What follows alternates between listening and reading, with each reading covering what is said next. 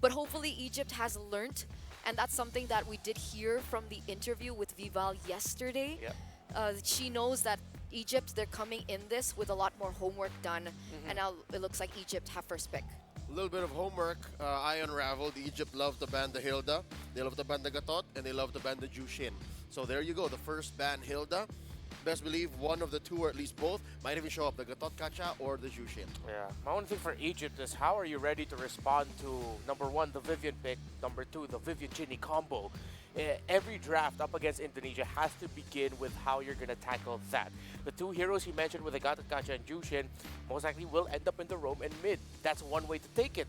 But then how are you gonna contest or deny, potentially mitigate the damage, the eventual damage that will get shown up by a high loss, the Cho of Vivian? You have to now think that there is the Jawhead available. Chinny has played multiple heroes all throughout this tournament. She can Low Yi, she can Sicilian, she can even Kadita and Cyclops. So at this point, they gotta start from a very easy approach of drafting. One of them is saying, okay, let's just take away an assassin away from Vival, and that increases their chances of picking up a mid laner that might be left a little bit too far in the back line, while the rest of Team Egypt are going forward with frontline heavy dive compositions. Egypt can ban the Jushin, open up the Matilda. That should still open up their front line. You still have a solid XP laner there. You can even... all right, I'm on the right track here. Yeah. There's going to be a Jushin taken out. Is Matilda going to be opened? There's a good chance it is. In terms of the picks of Egypt and Rome, it's usually Gatot Kacha, Beleric, and Edith. So with the Suyo taken out, that's a bit of a bait to Egypt to think, hey, take the best jungler in the game right now. If not, we're going to take it, and we're going to end up with a high invade composition. Matilda, open up. Alpha, Cho, Alpha, High Loss, those types of heroes still open. This feels very similar to the last time that they met. Right, and last time around, Egypt also didn't take the bait. They didn't go for the alpha in the jungle. They went in for the X-Borg in the jungle, but it didn't work out for them. But things have changed as well, because the Suyo is something that Indonesia likes to pick here. They like doing jungle XP here in this slot right here, 1 and 2. So I'd reckon it's a pick for Fumi Echo and for Vival. Do they go Alpha X? Do they go Alpha Khalid? Alpha Hylos? Yeah, those were the ones that we mentioned. Cho still open for Vivian if ever, and you'll already take it out. So it's Hylos. Oh, they said no need for the Hylos. We'll go ahead and pick up a Ling. All right. That's already not different the alpha. approach. Yeah, it's very surprising. Technically, could you, like the alpha's good against the Ling, right? Yeah, but at this point, this is confidence by Indonesia to say, we don't need the alpha. Just go ahead and put Vival on her Ling. It's just aggro, but then up against, then that's sheer confidence. Matilda has risen up in front of the counter to Ling. It's one of the reasons why Ling has fallen off. And if ever Indonesia, that will be a Fumi Echo pick in the Hylos, they can still pick up the Cho here to sort of be more aggressive, help the Ling farm at the same time. You temper the rotation of the Matilda and Alpha. I would want to see them pick up a mid laner now, but they might default and just go something like the Moskov, as most teams usually do on the blue side. Blue 2-3, they go Moskov, but I'd want to see them contest the Chinny pick. No, they go for gold, but it's the Harith instead. Yeah. I think this is in efforts of protecting their gold lane, given that in the previous bout, Names had to play a Clint, and I'm not so sure how comfortable the Clint is in the current metagame. They'd rather, you know what, we have the strong roamer in the Matilda. Let's give it our all, go hard with the Harith. And this is Names on the Harith, right? Names is one of the main pillars, I would say, to Egypt and their composition. She also has a lot of heroes in her arsenal, and she's very skilled with it as well. So not surprised that the Harith does come through. Very strong. What do Indonesia want to do next? Do they want to go for the Angeline combo? Well, yeah, they go. do. Okay. Go ahead. Who needs Cho when you can go Angeline? So that's a mid lane Angela. Supposedly. Probably is. Because if ever it's Rome, high loss, mid Angela, it's okay. XP high loss, Rome, Yeah, Cho, Vivian Angela. has the Cho, Vivian has the Jawhead. Yeah, so Vivian many. also has All the of- Angela. All of these are good targets for the Angela to still go into. Much damage still on the receiving end. Yeah. I will be surprised if they do go Rome Angela, but then they could just get a mid laner that pokes very well with it. So if ever it makes a Matilda cry, because you can't even get close. You're just going to get poked down by 2 mages, and you are a support roam. So Indonesia will take away the Gatot Kacho, one of the favorite picks of Egypt, not just in the roam. Could also be played in the XP, although only 1 game there. By the way, this is going to be the first series, or first game, that we're going to be seeing Harith for Egypt. This is the first time they're playing it. Clint is actually their most picked. And they've shown Juan, Melissa, and Nathan. So this is the debut for this tournament for Names. Yeah, I'd reckon that last phase Clint is eventually what Names would always end up with. So they got away with a 4-1 record off of a Clint. Yeah. So you couldn't say that that's not comfort, but I'd say this is a strong start for them. They want to get the tempo, get the momentum going. Yeah. One more ban for Indonesia. I'd say they clamped down on XP lane choices here. Do they want a Trizla? They want to block out the Trizla? Guys, I think it's also important to note that this alpha can be flexed for Egypt. Ah, yes. This alpha can be flexed into the EXP lane for Velvet as well. We do have a record of that. So if ever suddenly Indonesia's going to meet the swerve of, if they don't have a strong single target lockdown, that Egypt might still end up with an assassin. If they have the right spacing for it, I wouldn't be remiss that they end up picking like a Nolan. Or an X-Borg. Velvet does play the X-Borg. Yeah. If we see a tanky frontliner for Indonesia, then that has to be an export. They have no choice. They might have to show it, or just go for gold now. They can pick their gold laner now. Don't show the tanky front. Then they can go pick export if ever. I agree. I think that would play with their level of flexibility for Indonesia right now. Because even if, let's say, this Angela just go roam for Vivian, Cine can pick up something like the Ruby. You know, like there's just so much layers towards the composition of Indonesia, the players, and how flexible they are with their respective roles and heroes. And no one's picking Eve just yet. But there's a chance we might not. If ever, we might see it here for Indonesia more than we do for Egypt.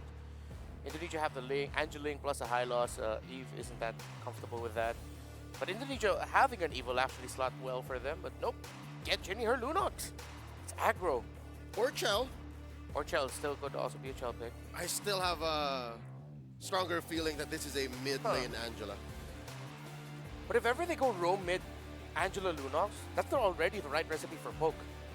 Yeah, you try to get out of the laning phase as soon as possible. We've seen that done with an Angeling lineup yesterday by Cambodia. Which might be the case as to why Indonesia banned the Khalid.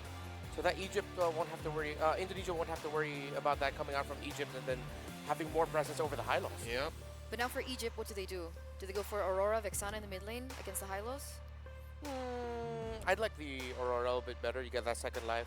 Something about Aurora, just to me, I like it. But I wouldn't knock Vex. Still would be great. CC. Ooh. Okay, isolation. And ooh, a Sicilian. So, Very brave. yeah. That's a signature.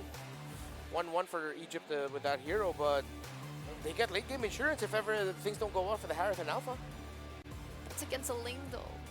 Yeah, that's one problem I have. This is going to be a super clutch Purify and Matilda escort for the Sicilian. Definitely got to play babysitter. Personally, well, before the COD and you get to a comfortable time, maybe early might be a bit difficult, but actually mid to late, I'm not that worried about the Sicilian against a Ling. Ling will always have easy access, but the moment he pops Bats Feast, the Ling will start thinking twice, even with the Angel Ling combo. But then at that point, Indonesia just need to respond and go forward. So they last pick the Arlot. Oh, no, that's an Arlot Yeah. XP, and it is going to be still a roam high loss. Okay. Angela mid.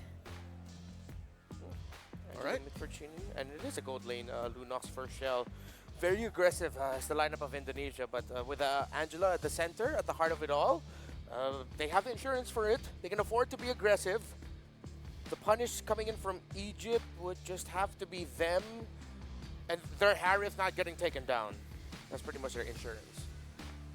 What do you think, Leo? Very magic-centric. The Alpha will just do its best to dominate what it can from the early to mid, and then it's all on the Harith and the Sicilian. We heard in a lot of interviews, ladies and gentlemen, that momentum, especially for MLBB Women's, is a huge thing. So this first game is going to be very telling as to how the rest of the story unfolds. So with that, let's ask the casters, what do they think about the drafts as we head in to our first game of the upper bracket finals? Momentum, definitely a huge thing here. Welcome to the caster stand one last time for today.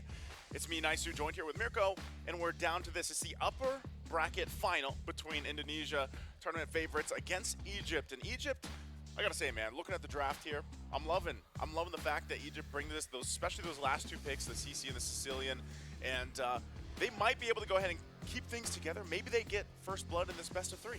Yeah, I think so too, honestly. Like, I was really surprised. First phase picks, Mathilda, Alpha, let go. They actually battle it out with an Angela and Ling. So it definitely looks like Indonesia want to take a different route for the match against Egypt. Usually we just see them win out of the early game, contest the neutral objectives, and then get the win in the traditional way. But with the Angela Ling, perhaps we might be seeing more of a mid to late game style and also a more trade style. They might be trying to mirror the movements of Egypt to try to get some dubs on the other side of the map. We're going to find out exactly what sets into place here. Again, a best of three, the upper final for now. Team that wins this will be obviously moving on to the grand final spot. Taking a look at the emblems, once again, you know, you'll see the war cry here for the Ling. This is expected. Vivel wants to get momentum going earlier on, and when you have City here with the fact she's got the hard guard to provide for that, once that level 4 comes online, it's going to be kind of devastating for Egypt to deal with. So hopefully they have enough to kind of keep things under control. Looking at their lineup, you know, especially we've talked about this hero so much throughout the tournament here for the WEC, and it's the Sicilian. The Sicilian, I still feel like we haven't seen it hit its ultimate form, you know, like that final form that you see with the Sicilian where they have stacks out of the mines and they're able to go ahead and actually provide a lot of defensive capabilities later on, or how they start things up. Yeah, good move in the mid lane actually here from Cini. Instead of the usual just shove always up against the mid lane, here against Nucci, she knows just exactly how much pressure Nucci can have in the game if she continues to just stack up. So Cini's actually been in the wave to shove back towards Indonesia earlier, building a bit of a freeze to out-trade and now forcing Nucci back to recall.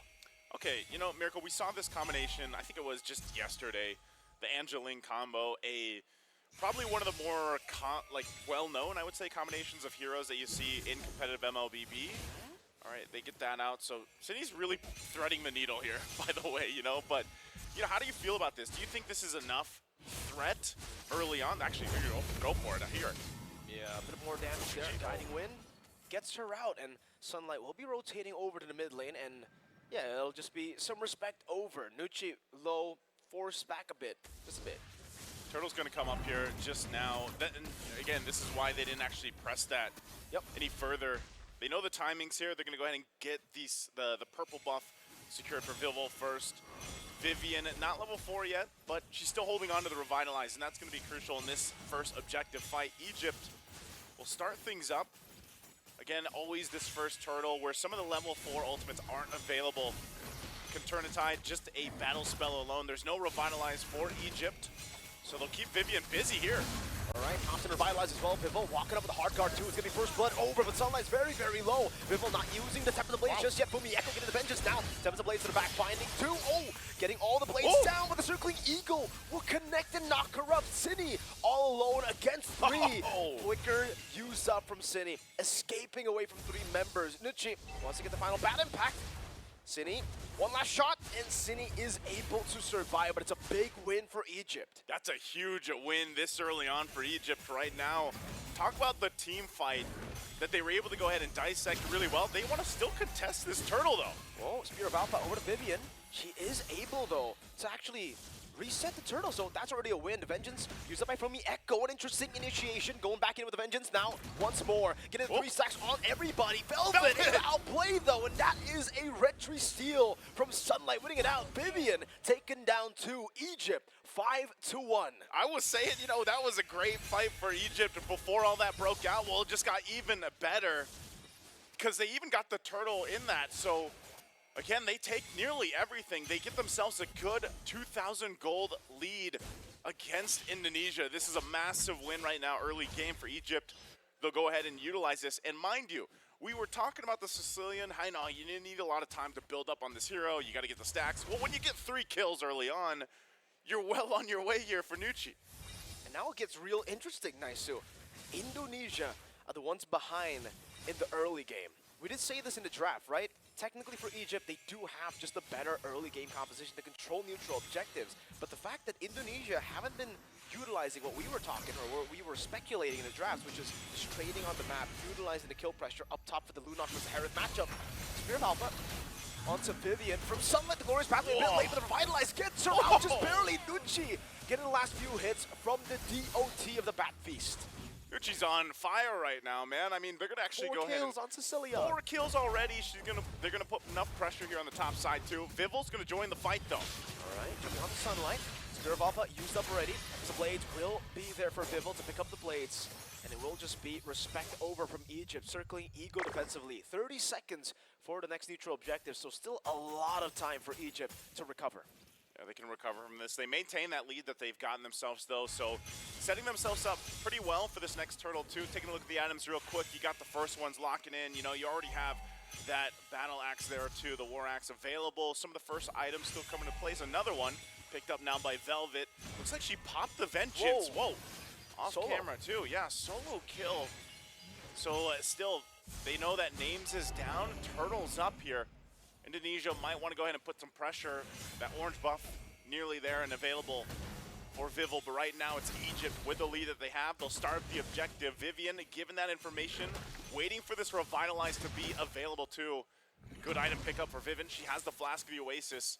And they'll back off a little bit. They don't want to overcommit to this because even with the lead that they have, some of these items falling into place, Egypt could still have a devastating fight against Indonesia for this turtle. As they take their time with it, looks like neither really wants to contest. Could start the Scythe for Names. She's going to be part of this fight too. That's huge. Final slash already used up onto Sunlight, but she's still holding on to the turtle. Now the Glorious Pathway into the back. Vivian gonna be caught with Spear of Alpha, melted down to strictly Eagle too. Vivil will just go straight to the turtle. Now as Vivian will be taken down. Vivil looking to go in the midst of it all, finding some of the blades to actually knock up Sunlight, but will not be able to get rid of anyone. The Flask of the Oasis from Vivian saving Sunlight and getting them back to safety. So good. Again, you know, Vivil jumped in with a Heart Guard, maybe to try to get that, you know, retribution off in time, but Sunlight does it. And then they go ahead and punish Vivian. Vivian's had a difficult time on this Hylos, you know, 4 deaths now, really having struggles to actually look for a way where they can cut off with the Glorious Pathway or initiate a fight. And like you mentioned, that was why that power spike with the Flask of the Oasis was so big. You know, you pick it up this early on, provide some of those extra shields to your team. And even with that, now glowing wand in the hands of Nucci, who's already having a massive game. And this is interesting, the damage at leaderboard. Velvet on top, that's just crazy because again, we were talking specifically about those last 2 picks, the CC and the Sicilian, and Vengeance has been causing havoc against this lineup from Indonesia. Definitely see that it's always just delaying them. That's why we were talking about this in the draft as well. Nice, so when we saw the CC, we like the CC pick. It's We did. great. Against the lane, you're able to control the side lane and actually just hold your own in that 1v1. So Vivo won't really be able to actually go in all the way into the bottom lane alone. Mieko, fat spot, forced to flicker out. Circle Eagle gets used up though, and also a few big resources. And we do have a pause, ladies and gentlemen. So please do be patient with us as we try to fix this tech issue. Gonna get it smoothed out here, but you know, before that, a whole lot was thrown there to try to get that initiation down, and you can't knock Egypt for that because obviously having a Spear of Alpha, they're gonna go for that. Every single time they even get close to a turret, they can always rely on the fact that a Matilda is there to get out of the way and get to safety. So right now, still throughout this game, even before we jump back in, looks like we are gonna be jumping back in rather quickly. Egypt maintains a lot of this utility advantage that they have right now, and they'll start up this first turret. 2-man final slash. Ooh, good stun over to Velvet. Still with the Vengeance though, able to survive. Vivil going back in again. Forced to Finch poise out as the Curtain Call catches her. And for Indonesia, they can't really go for these openings now. 11 seconds with the purple buff. Egypt do not want to go and invade. So here's the thing, you know, when we look at this, like, where is that time? Is there a certain time where Indonesia's lineup is actually, oh, they're going to make a play on Shell, I think. Get the Brilliance out. That's good enough for Egypt. But when is the timing, especially now that we see this, you know, having a Lunox. Lunox has been pretty good so far, I feel like, overall in the tournament. Where's that timing for Indonesia here to actually make this lineup shine? I think the timing has to be a bit later on when Vivil gets the 3-item power spike for the lane. Same goes for Chell too. They really have to wait on a few of these items, man. They're not really the early game heroes that we are used to seeing from Indo. That's why we're already saying that this is a completely different strat from Indonesia, playing into mid to late instead of the normal control early game and win it out. But for Egypt, they're working with what's simple. And so far this tournament, we've been talking about this, mentioning it, just foreshadowing it too. Simple works. Simple works right now. They're going to just go ahead and start up this Lord. Vivo will make her way down. They might force a fight before it breaks out. Wow, Velvet already popping that. There's the glorious pathway. Oh, also the Spear of Alpha used up Bibble. Jumping in the midst of it all. Velvet doesn't have the vengeance anymore. They're going to go in for the assassination. Cindy finds the kill. Names popping his on force in as Bibble goes in for the fine place to escape. One last shot from Names. The fadeaway finds her. Fumi Echo caught. Now the Spear of Alpha displacing her. Going for the stuns and the vengeance resets. Nucci trying to go for a bit more damage. Cindy will try to tie her up now as that's going to be Chell again in the backline. He's waiting for the time. Goes in and dives with the chaos. Finds another. And it's a big shutdown for Fumi Echo. Names into the versus the world on the Zaman Force. But it's the brilliance from Chell to outplay Egypt in that skirmish. That's what we call some high IQ right there. Shell waited so patiently on that side of the map, even though, you know, Egypt saw, hey, we got Vivel down, that's great. We still have our jungler, then all of a sudden, Indonesia just finds a way back to just turn things around. And so they'll get that mid turret down. They got the Lord, they got a whole bunch. And even looking at the items here, you know, this is where we start to see it. Like you mentioned for Vivel, she's now got the Haas Claw, she's got that Berserker's Fury, right? She's got a little bit of her own sustainability, and then you put on top of it, you have the Heart Guard. They made a play, they caused some chaos against Egypt, and I really felt like it just kind of was too much. They were a little bit overloaded with what Egypt wanted to do there after killing Vilvil. Now, they're gonna have to deal with these turrets going down as they push top and bottom. Lord should be worked with pretty quickly, but a glorious pathway will force out the Spear of Alpha, and right now Indonesia might look to make a play to knock on these base turrets. They still have the Holy Shields. Oh, Fumi Echo. A bit too deep for Fumi Echo, forced to flicker out. Holy defense not proc just yet. Good job, but finally it actually does still get baited out. Vivo in the bottom lane with Cine together, getting the tier 2. Overall, not a bad defense at all from Egypt. They keep the turret tier 2 in the mid lane intact. You gotta remember. But there you go. I was gonna say, you gotta remember the power spike timings here for the lineup from Indonesia. This is what you were saying earlier, Mirko. You know, it's gonna be a little bit longer, and now that it has been, and they just had that previous team fight, they're in a much better fighting position. The fact that they got some shutdown gold too from Nucci was great. Shell picks up that Holy Crystal. So what we saw her just do, you know, jump on in and burst someone down so quickly, that is now a big threat to Egypt, and why the next Lord that comes up in about a minute is going to have to be approached a little bit differently. You know, this time around too, you can still, if they can actually go ahead and respond to that pressure that Indonesia lineup give them, then that's going to be the best case scenario for Egypt. But right now, this is probably, what, the first time in the game where Indonesia's had a minor lead in terms of gold, but ultimately, Egypt's still in good fighting position. You know, we can't count that out. They're still able to go toe-to-toe. The stacks are still building here for Nucci. So when we look at this Indonesia as they get ready for that Lord, it's more so, can Egypt actually find anything else around the map, or do they just kind of get ready, like prep things up for this Lord take? I guess we'll just have to see, right, for Egypt.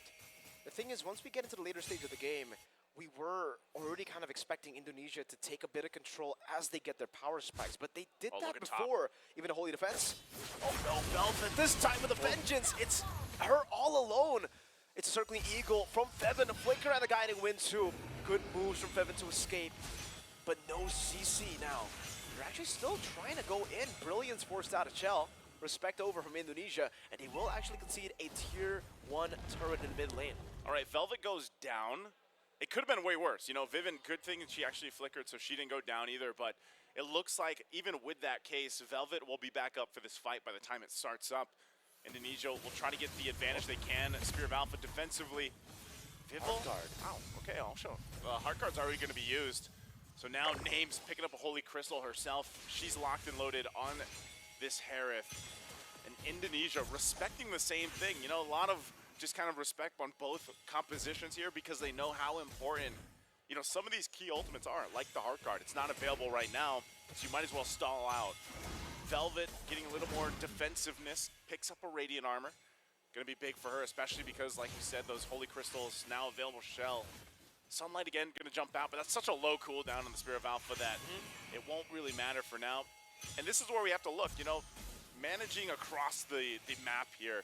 for Indonesia. That's why they're going to plant Cine up there. Nucci's going to jump in a little bit on Fumieko. Okay.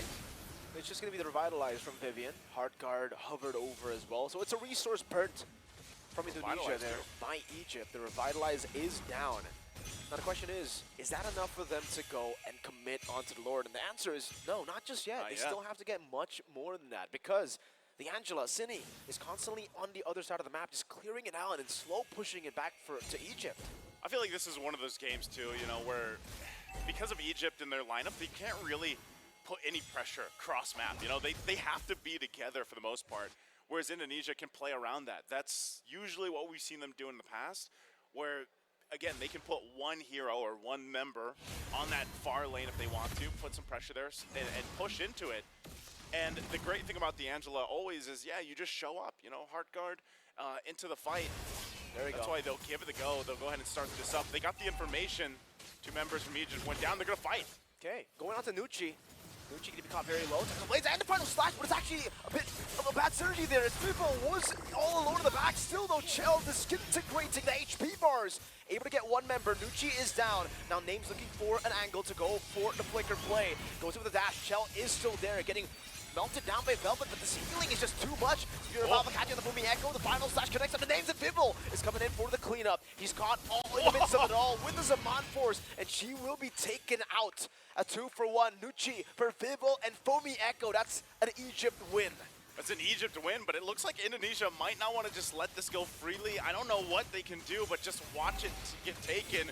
They're going to drop it down. Hard guard coming down with the Spear of Alpha from Sunlight. Now the Brilliance used up. Sunlight with the Retribution winning it now. As Names goes over to Zaman Force. Shell with the damage. It's going to be enough. No, Names just bursts her out. It's a shutdown and a double for Names. A massive, massive win. Back-to-back fights for Egypt. And Indonesia, you know, we don't see that often where they make a little bit of miscalculation, but that final slash, especially earlier on, might have messed things up a little bit in that fight. So now Indonesia on the defense. They do have quite a bit of power here in the items that they have. They should be able to make quick work of it. But still, Egypt has been really controlling a lot of this game so far. They're showing that they're able to go toe-to-toe in the fight. Wow, look at the damage on Vivel. This is where Nucci really starts to shine with those stacks. This could be an end angle. Cine and Chell have just now respawned, but they've already done enough damage. Sunlight going in deep with the Spear of Alpha, does have the guiding win and will be able to pop it in time as Nucci continues to just dish out some damage. Names in the bottom lane, already uses Mon Force, forcing out the types of blades. Sunlight, Spear of Alpha jumping in, unable to connect there. Vivian very low, circling Eagle. Also hover it out. Now the base wide open. They're going to go for the targeting down. Names is still on it, but the minion waves. Just one cannon minion, which was still there. Wow. Names saw the angle, targeted the base, tunnel vision on it, and it paid off. You gotta see it here. You gotta love it. Even the player reactions on the faces there. They had a phenomenal game one in this best of 3. What a performance. I mean, across the board.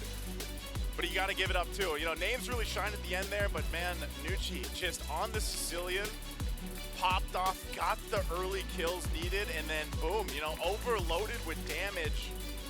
So they still have work to do. You know what it is? Hey, it's a best of 3.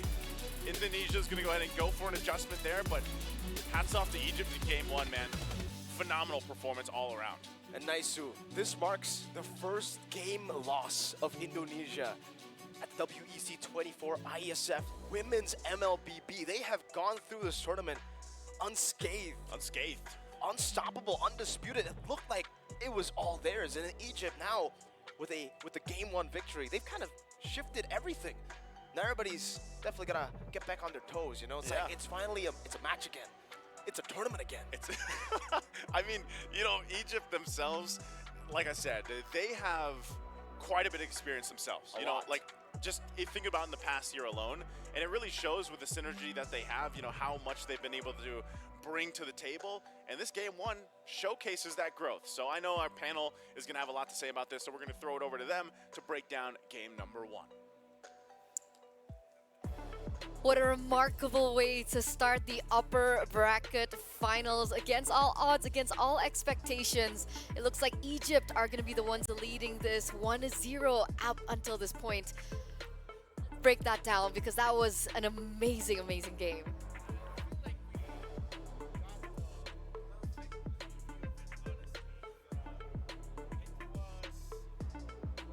Vival herself.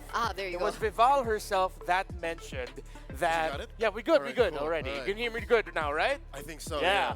So it was Vival herself that mentioned they're gonna be ready for us. She didn't want to quickly call it right away that Indonesia gonna beat Egypt. No, Egypt lost to Indonesia and they prepared, and you didn't get to watch it together. But I feel like you yourself were also freaking out about how Egypt loved what you call the rope-a-dope, man. You thought that you have them down and then you'd be going forward. Their team fighting around the Matilda and Sicilian together was just on point. And I think Indonesia did not respect that enough. I think Indonesia, they were playful with their Hearthguard timings. They were playful with how they would send Vival out. And in that first turtle alone, this right here, the scene right here, you can see how Egypt answered the brute force and the scalpel accuracy of Indonesia's Angeling lineup with just pure numbers, sheer numbers, extra shields, extra damage, and the right kind of damage, mind you. Magic damage today, I've been saying this for 3 or 4 years straight now, is so underrated from the early game because there's no such thing as a magic dreadnought armor. Yep. The economy does not allow for you to build magic defense that could mitigate that kind of damage early on. While on the other side, Egypt, genius, stroke of genius item pickup, sunlight. I was looking at the alpha. Why could she not die? Why is she not dying? War Axe and a singular dreadnought armor. That alone was enough to stop Vival and Fumi Echo from doing any damage at all. It took Shell later on in the mid-game turn. Like, was it this one? Oh, we're past that. Yeah, it already happened. The one where she was from behind in that shrub, went forward. That Yeah. was the only time in that game that Indonesia was in control. And it was still a comeback angle. Yeah, he had to claw and crawl for it, but eventually the Sanguine Claws and everything that the Sicilian has to offer are just too much. Again, it wasn't just the Sicilian, but I was telling you guys that even though the Ling popped up, I wouldn't be so worried. With the Ling, you have to commit your Tempest of Blades to entry. Well, up against a Sicilian that's paired up with a Matilda, and the fact that you have some great coverage on you, a great peel with the CC and the Alpha, you're really not going to worry here. It wasn't an unkillable game, and in fact, it was a different item prioritization. The Clock of Destiny didn't come a little bit later. I don't think it was the last item, but it came in a little bit later into it. I don't know. We're going right to left for these items, if I'm not mistaken. Yeah, okay, it was the first item. And that was right. The longer the game went on, the Sicilian wasn't an easy target, and they really had to depend a lot on the Lunox. We were talking about this backstage. I don't know how you feel about it, but Eterna and I were sort of like, Fumi Echo, she could have a lot more to do here, but I feel like the Arlot, they were stuck with that at that point. There was a moment wherein the Arlet final slashed out of the AoE, out of the box of Indonesia's damage output. I think that's one glaring moment wherein you're saying, yeah, maybe that should have been something else, or maybe you could have done better on the Arlet. But they understood that if this Arlet worked out, the CC would have been out of position. The front line to protect the Sicilian would have also been compromised. So I understand that. But this is Indonesia trying to get away with more than you should. This is Indonesia saying we'll just get better macro, or rather, this is Indonesia saying we'll do better micro so we can build up on that lead. It didn't happen early. I think early game, especially that first hurdle, is where you should have done that, and then they could have snowballed out of control. The fact that they had the comeback angle late game meant Egypt had better footing and was just poised to end sooner. And again, the only real good thing that Indonesia did, which in my idea would have been why Shell was capable of doing that in the mid game, in the post-Lord take, she built her second item, Divine Glaive. She went Glowing Wand, Divine Glaive, and that was good because they were behind. But that aside, Indonesia was playing from behind, clearly.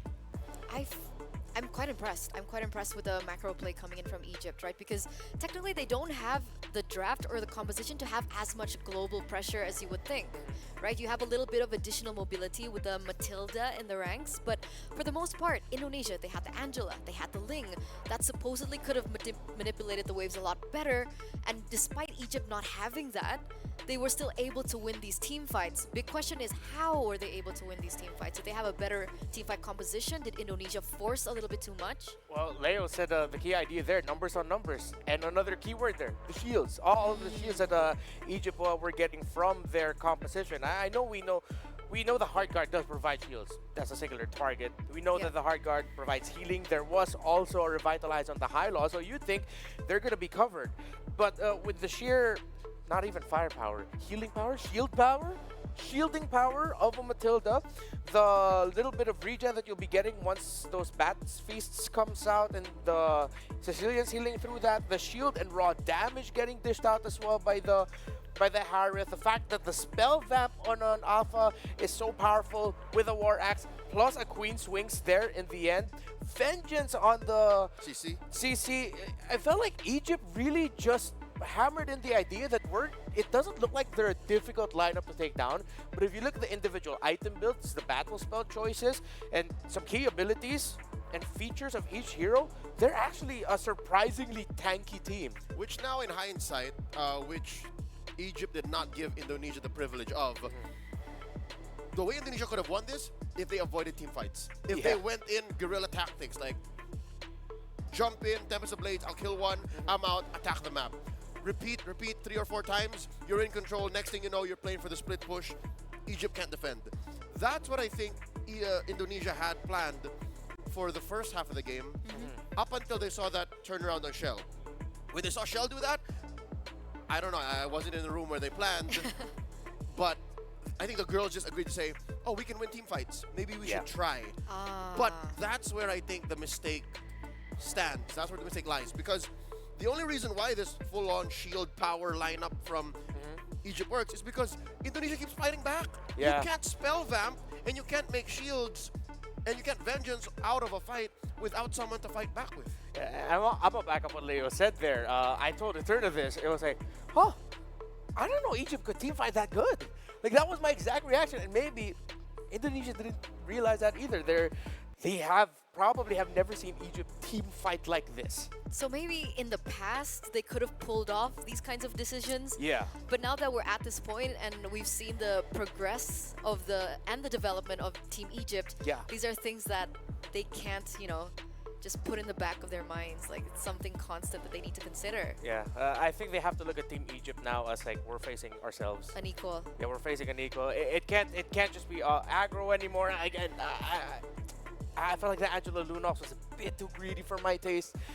But I do come from the boring server, so we're a little bit more conservative with what we like. Is it just me though? Like, I mean, technically the Lunox was a good counter towards the Harith in the lane, right? That's the idea that they were going for. And Angela was an absolute monster. But I feel like it was too much. Angela, Lunox, Ling. Okay.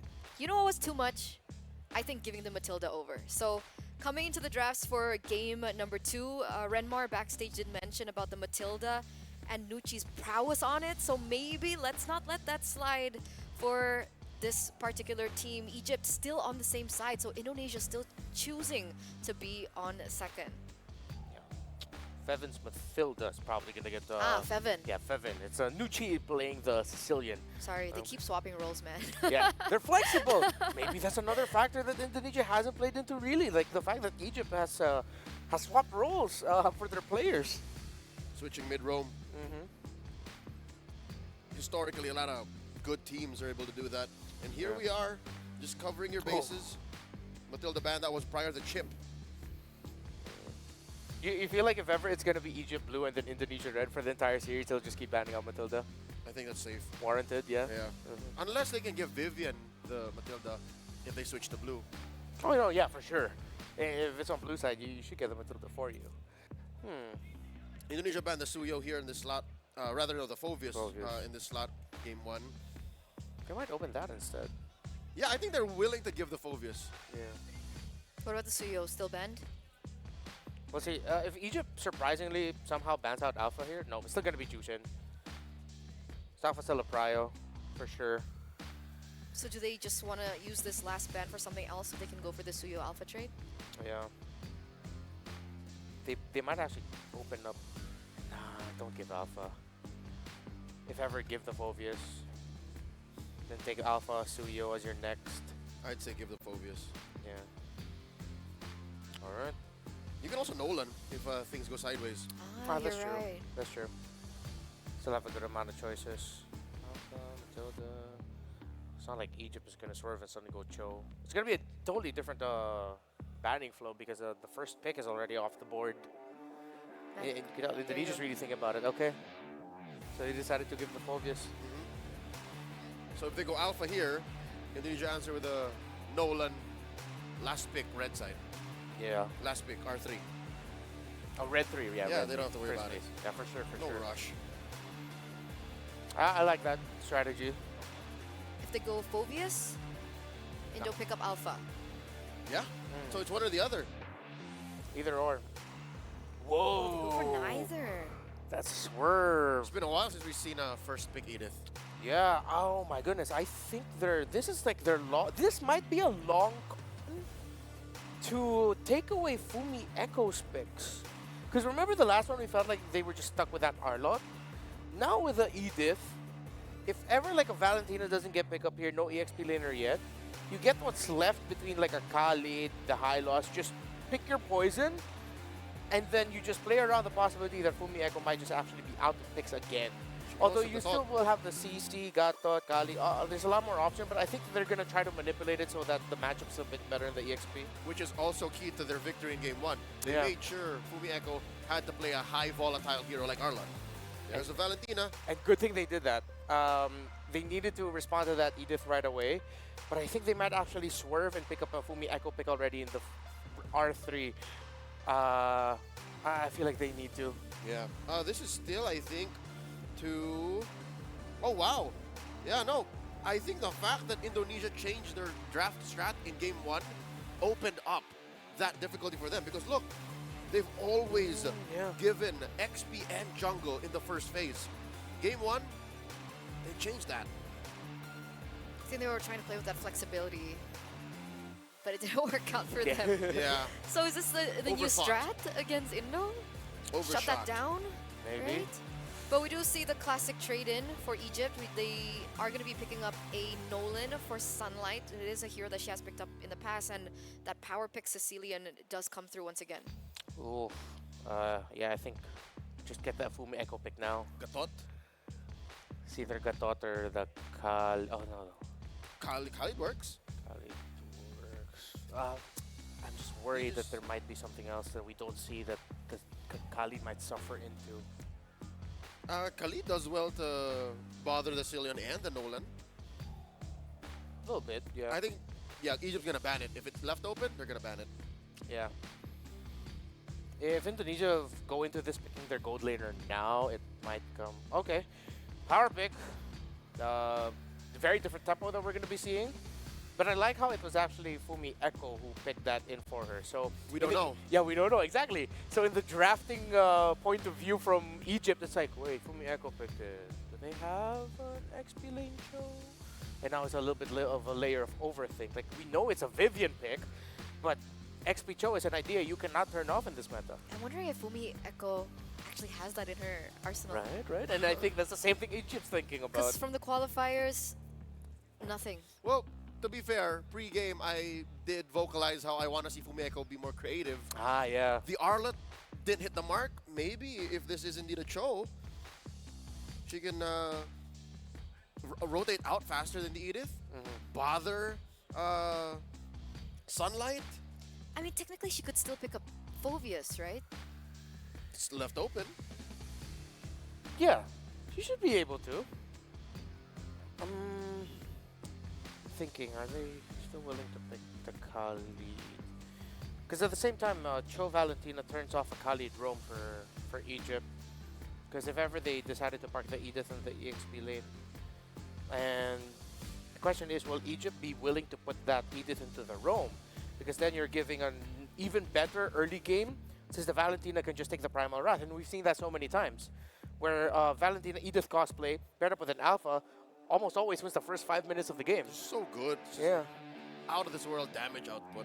So if ever, I think Egypt might actually put that in the EXP lane. We don't see the roamer yet, but the Cho Valentina has turned off the Kali because those two outpoke the hell out of the Kali. It will be tough to roam Kali into that. Got the catcher still open, high loss still open. Look at this choke on the gold lane.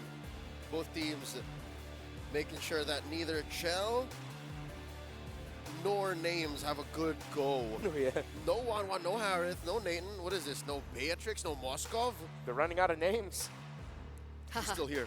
Yeah, I mean, that is true. Touche. What's the option here? Do they default back to the Clints, the Brunos? There you go. Beatrix band. That's a shell special. Yeah, you mentioned Clint. If ever this is a slow type of EXP laner, yeah, you can go Clint there. But if Indonesia end up picking something like the Khalid, then oof, it is not safe for a gold laner. Shell Egypt have, could pick up Clint first, right? Oh, just take it away? Straight up? yeah, because Egypt have played Sicilian, Clint, and Phovius Gatot Slash. So they can do that. Oh, they go slow. So It yeah, should be Hylos roll. I mean Hylos XP. XP, yeah. Hylos XP, Rome Cho, Yeah. and then whichever shell ends up with. This has always been a shell pick right here, this slot. I can't go Lunox again. Definitely don't go Khalid. I'm thinking if the Clint would be okay. The Clint should be okay. Clint- For Egypt. Clint Moskov, two of the Yeah. hot pickups left. Claude has dropped off. If they want to win lane, they go Clint, right? Yeah. Because if ever they pick something that doesn't win lane, Shell can just go Bruno. That makes him that's a lot of single target, but ooh. Okay, yeah, it is an XP Edith. Ah. And it's a Beleric and Melissa. Egypt going deep here. Yeah. I'm sorry, this is reminiscent of how I would draft because in my RG, so I'm a little bit more biased towards Egypt's picks right now. I love Team Egypt. The right tool for the right job. And now again, the answer of the question of what do you give Shell is even more pressuring. Because she's so, whatever she picks is going to be hard to win in the lane. Dude, Yeah. nothing is safe right now for her. So then you go for the mobile option. I think that's a little bit harder to catch. Hyper farm on the Claude. It's all in 4-1. Just funnel. That's it. They're going to double lane on Shell.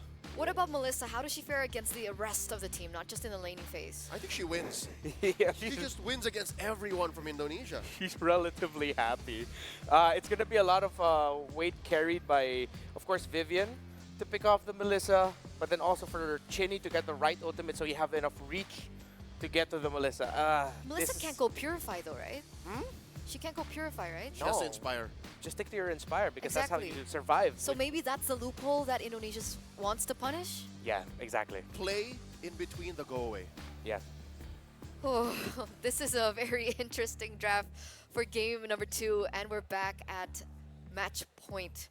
Egypt only needs one more game for them to take their last ticket into the grand finals. So will they be able to do it? Casters, what do you think? I think after game 1, they're well on their way to being able to accomplish that here. Thank you for breaking down again the draft here for our panel. Now, for me and Mirko, I will say this, at least for me personally, I'm on the line of where Renmar is, man. Like, I'm glad the Belric comes out again. This is now our second time, right? I know someone else is happy. Someone else is definitely very, very happy. Beleric, we've been talking about, we've been preaching about it. So far on stage, 100% win rate on the Beleric, right? We've seen the Beleric do wonderful stuff, but it was revitalized Beleric. That's true. Is this going to be a flicker, Beleric? It's vengeance. It's vengeance. She's out for a vengeance. Okay. Interesting stuff, but I do want to talk a little bit about the matchup, right? The Claude versus Melissa. Yeah, Melissa shuts down a whole lot from Indonesia. Everybody except the Claude. In the laning phase, Claude is the only marksman. Together with Moskov, maybe, the two heroes with blinks, they can actually deal a lot of damage to Melissa and can escape from the muddle. So there are ways for Chell to win out in this lane. Maybe part of the, because of the whole revitalized Belric that we saw before, maybe part of this, again, vengeance is just because, yeah, you have a Claude across from you and, kind of posting up with the ultimate and then popping the vengeance obviously is going to help you deal with the blazing duet later on. And if Nucci can have another game like she did previously on the Sicilian and she scales way sooner than, you expect, then I feel like Indonesia might have to deal with that again, and maybe this is also why Vivian went with a more proactive roam option, the Cho pick, to be able to do that, to be able to set things up for the team here. And also interesting is the fact that you have a Valentina now in play for Indonesia and deciding on what ultimate to most likely take. I mean, there can even be an instance where you take that Belric ultimate and you make it work for your team. Yeah. It'll be in a way, actually, Zinni went for Lethal Ignition too. We've seen a lot of different iterations of, you know, the emblems, or sorry, the emblems that a lot of pro players go for. I think Super Friends went for the Brave Smite, right? Impure Rage is usually the safest choice. It's like the default, right? Like But Impure Lethal Rage. Ignition definitely means that she wants to be taking these aggressive abilities away. Probably Velvet for the most part, right? The Primal Wrath, so that she can deal even more damage. And then combo it together with a Starlium Scythe. That's a Primal Wrath with Lethal Ignition and Starlium. So definitely going to be a lot of ways for them to deal out damage. Sunlight, whoa. Aggressive. Committing down the Fracture up top, though. You can see they are putting a lot of pressure on Velvet, too, who's already forced to use Flicker. So they know that she doesn't have a Retribution. So because of that, since Sunlight burned it, Indonesia just gets the green light to go ahead and get this turtle. They might get a kill here too. Yeah, Vengeance already faded out there. Fevin goes in for the taunt. Fomi Echo will be rotating as well. City goes in too, and that's going to be Sunlight losing out on the purple buff. The Spear of Alpha catches Fevin. Sunlight running away. Velvet now trying to peel for the team. Nucci is going to be melted down by Fivel's Blades. Velvet with a Flicker and the Onward finding one, but it's not going to be enough to take anyone down. Velvet low, very low. Indonesia unable to get the last shot down onto Velvet, but it's a turtle and a kill. Vivian with the Jikundo Flicker, way the dragon into Fivel's Spear.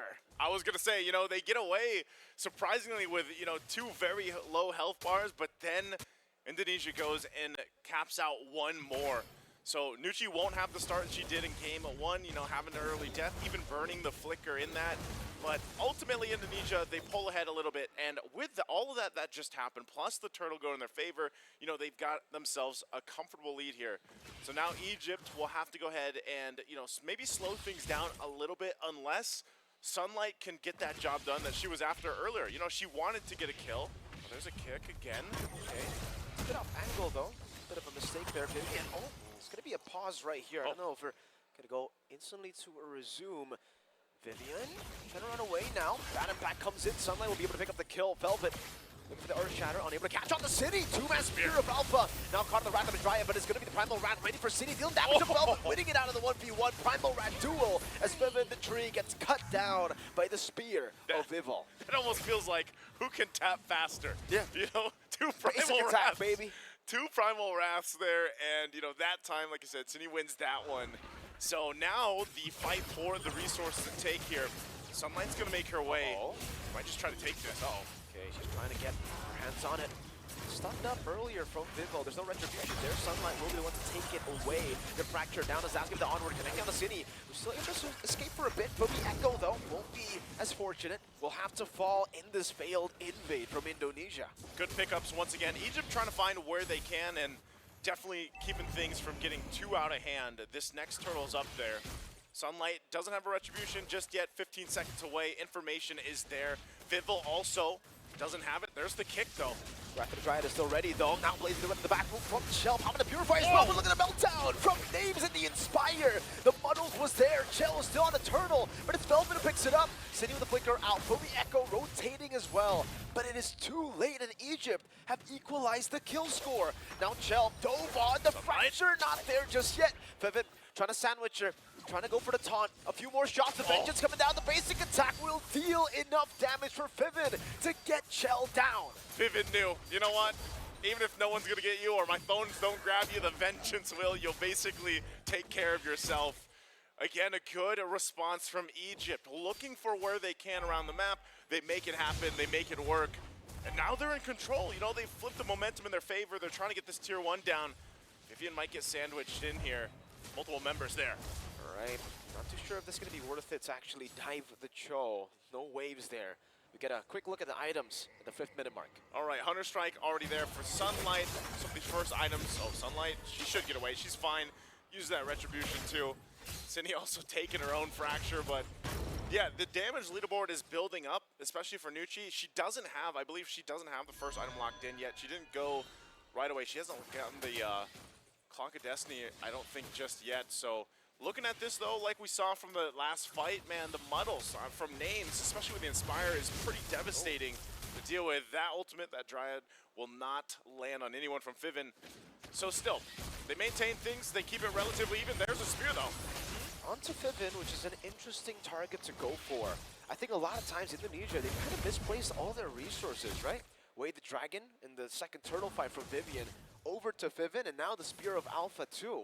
They gotta start respecting Vivian, man, right? Like, I Yeah. know she's a tree, but this is a tanky tree. This is a beefy tree, man. You can't just one-shot the tree. It's got a vengeance too, you know. So That- every that's single true. time, like, you try to jump in towards Vivian or anyone, and she can just post up. Like, that's about as tree as you get. And so with this, they continue to go ahead and set things up in the mid lane to get into this next turtle. Last one, third one of the game. Honestly, at this point, it's really both teams just trying to land those ultimates the way they want to. Cine is holding on to the Primal Wrath again. Both gold laners still, but Fumi Echo takes a ton of damage. She still has a Revitalize. She's going to go back to base, and the turtle's going to be started up. Vivian also providing some of that vision. The two gold laners are basically just going 1v1, by the way, but it looks like Shell was actually pushed off the turret for now. Yep. So Sunlight also still feeling that threat from Cine just around the corner, and it looks like it's going to be a full reset. But that turret's being worked on, man. Down bottom, Names is doing work. She gets that turret. She ultimately wins that 1v1 battle right now, and Shell's forced back to the tier 2. Vivol's gonna be taunted. It'll be Indonesia with a pretty good ambush attempt here. Ambush taken, but nope. Not gonna be able to get actually a lot of use from that. Wrath of the Dryad already from Vivian. The Glorious Battle will sow Sunlight down. Spear of Alpha over to her now. Velvet with a flicker and the onward too. Vivian in the midst of it all, doing some damage with the G-Kudo, knocks Vivian up. City picks up the kill with the Primal Wrath. And Velvet is still in Primal Wrath form. The battle, the basic attack with the onward now from City. Catching it, but gets caught by the Bat Impact. Vivian way to drag. Red Tree win from Vivol now. Is that's gonna be the Spear of Alpha catching Sunlight. But Nucci is still unhittable. It's Vivo who gets caught in the go-away. Names rotates from all the way in the bottom lane. And it's a triple for Nucci. A massive pickup again, even with this Blazing Duet, just to go ahead and clear out the Whoa. waves. Whoa! Flicker! Nucci picks up the unstoppable Flicker Bat Impact. Man, I was saying, you know, after she got killed early on in the game, I was like, well, she's not going to have the same flow that she did in game 1, but now she does. She's having a massive game again. She has just been unleashed on this Sicilian time and time again. Now sitting at 5-1-4, Indonesia really trying to hold down to this tier 1 turret, but ultimately I think it's just eventually going to go down. Egypt has found so many wins. I mean, even for Names to just kind of walk into the last team fight and just jump on in and do all that damage that we see this Melissa with the Inspire do time and time again. They're in complete control. Big lead for them, you know, 2,000 gold, but it feels more than just 2,000 gold because of how much damage they can do, how much tankiness they have with Vivian alone when she has the Vengeance. So it might be a little bit more difficult.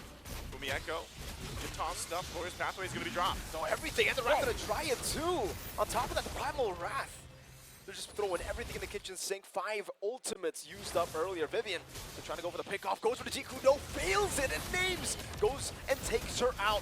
Now it's Nucci with a free hit. City with the Primal Wrath. Velvet very low. Vivol in the midst of it all. Jump pops in the Blazing Duet. Not in range just yet. Vivian will be melted down. Sunlight in the back goes in for the assassination, and the lethal ignition catches her. City still able to get away for now, but it's a 4-for-2 again in favor of Egypt. City is looking for the play. Names stashes away just in time. Sunlight with a chase now onto City. There's no flicker available for City. Once Sunlight gap closes, it's over. It's a killing spree for Sunlight. I know you see those health bars, City, but she wanted to possibly jump on in, get a possible double, but then ends up getting punished and dying. So now Egypt, even furthering that gold lead they have, really looks like Indonesia's just going for these moments where they're, you know what, let's try to get something set up here, something started from Vivian, but then it all falls apart just because of how much power is coming from this lineup from Egypt. They'll get the Lord, no contest here. Sunlight picking up also a BOD. Now this is very troublesome for Indonesia as they get ready to get on the defense. I mean, even so, you know, this Hylos has not been able to work out too well so far. More so using that Glorious Pathway to sandwich or cut things off. But Egypt has been playing the range game so well, and even Sunlight, you know, she's been able to put pressure on the backside enough to keep Shell from joining these fights sometimes. So at this point, you're trying to think, all right, Indonesia, you're down, you know, 3,000-4,000 gold. This is not a situation they found themselves in at all up to this point. Never. Until they faced against Egypt. Sunlight. Fracture coming down. Sydney was able to pop in the Primal Wrath in time to get the sustain. So A glimmer of hope for Indonesia as they were able to catch one member, a shutdown as well for Vivol. Mid lane cleared out, the Lord still just the first form, not enhanced just yet, so they'll send Shell up top and they should still be able to clear this out. I think that kill has kind of saved them from losing the tier 2s. Yeah, they might be able to hold on to that as much as they can. The waves are cleared up top. Names is actually going to work on it, though. Oh, Glorious Pathway now. Vivol goes into the Spear of Alpha. That's going to be the Inspire used up as well. Pivot with the Wrath of the Dryad catches them, and now Chell goes in the back with a Blazing Duet. The go-away still able to displace Vivian, but he's still in the midst of it all. Doing damage. Vivol, Spear of Alpha, and the way to Dragon from Vivian will give Vivol a triple. Now it's a 4 for 2 for Indonesia as they look to try to fully turn this game around. They're going to try to turn it around, and you know, that triple kill for Vivol. Able to maintain that push. They equalize the gold. They march down the mid. They are probably going to get this too. I don't think Sunlight is able to do anything against 3 members plus those couple minions. So tier 2 mid lane goes down. So on both sides, you're looking at some equalization happening here. You know, space around the map, the items that we talked about. And really, when you look at that last team fight, the answer for Indonesia is to be able to go into these team fights the way that they want to. Sometimes that might mean Vivian has to join later on. You know, she found Names earlier, even after Names used the ultimate, after she dropped the Inspire down and everything else. She even tried to pick up a win in nature, by the way, which she just wasn't enough because that Spear of Alpha comes in and then multiple members still there to deal with them. So Egypt, you know, when it comes to this raw fighting power in terms of team fight, especially when that Wrath of the Dryad is available, you saw how fast they even burn. And part of it is like Shell's doing damage to herself when the Vengeance is there and having a Belric. So you saw how fast they can actually take care of that burst of damage from Indonesia. So if Shell goes down and she does a ton of damage, then it's really just up to, all right, what left do you have? You have the Alpha, you have Cindy here on the Valentina, and that's where that cleanup has to come through. Almost with the Claude, you're almost just one of those tools, you know, we got to use it, we got to blaze into it, and we hope that we do enough damage. She just needs to get it in the right time, right? Because a lot of the skirmishes here, it just feels like the Blazing Duet was forced out. It's so early. Yeah. And that's kind of a trend that we have been seeing a whole lot here in IESF WEC24, Naisu. Maybe, just because Claude hasn't really been meta, a lot of the pros are starting to kind of lose the muscle memory on the Claude, right? You come in middle of the fight. I wouldn't say even like late in the fight. Yeah. You want to come in the middle, right? So the Blazing Duet comes in at a time where some resources have been used up and you have proper space to use with your battle spells to get and maneuver around to deal enough damage. But a lot of Claudes I've just seen go in way too early. And especially against a composition like this from Egypt, if the Wrath of the Dryad is still up, if there's an Onward and Earthshatter there to cancel you out, Yep. or if even there's a Melissa who gets a muddle on where you're going to blink with the BMI, You're dead. yeah, it's not going to be a good time for the Claude at all. Maybe after the Win of Nature, things will change. But it's also a Win of Nature picked up by Names. So Yeah. there's going to be some counterplay also from Names. And now they're going to heavily have to rely on Valentina. It's all on Cine to execute Names. On the Inspire, it's a tough job. Very tough. It's always surprising whenever we see this Melissa pop up, man, and you know that she's just going to be doing insane, absurd amount of damage, especially when the Inspire is up.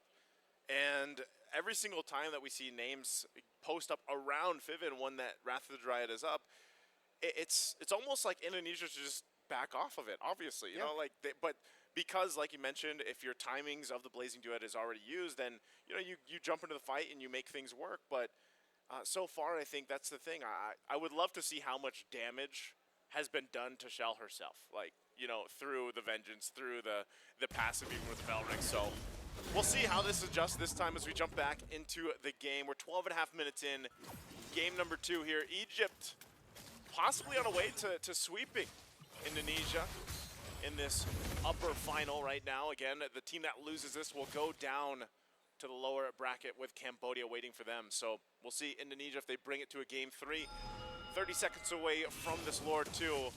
Another item picked up here by Sunlight. She's got the Blade of Hepsies now, so her job might even just be put enough pressure on Shell, do that burst damage if they can, and then it makes you even second guess more, can I Blazing Duet into this lineup? And it's not just any Cambodia, by the way, that's waiting in the lower brackets.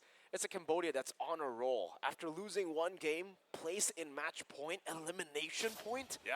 they just woke up. I don't know what it was, but Cambodia felt it just looked super different. They were on fire The last yesterday. 2 games that they were playing against Ukraine, it was just absolute disaster. Like, it was just a catastrophe, I would say. Every single time you would meet them, it's just fights over fights, and Yep. they're so good at just playing those mechanical team fights. They had that reverse sweep yesterday too. Reverse sweep, a lot of different things, you know, that's happened to Cambodia that has really woken them up. So for Egypt and Indonesia, I don't think any of these teams want to meet up against Cambodia in the lower brackets. They have to go all in here.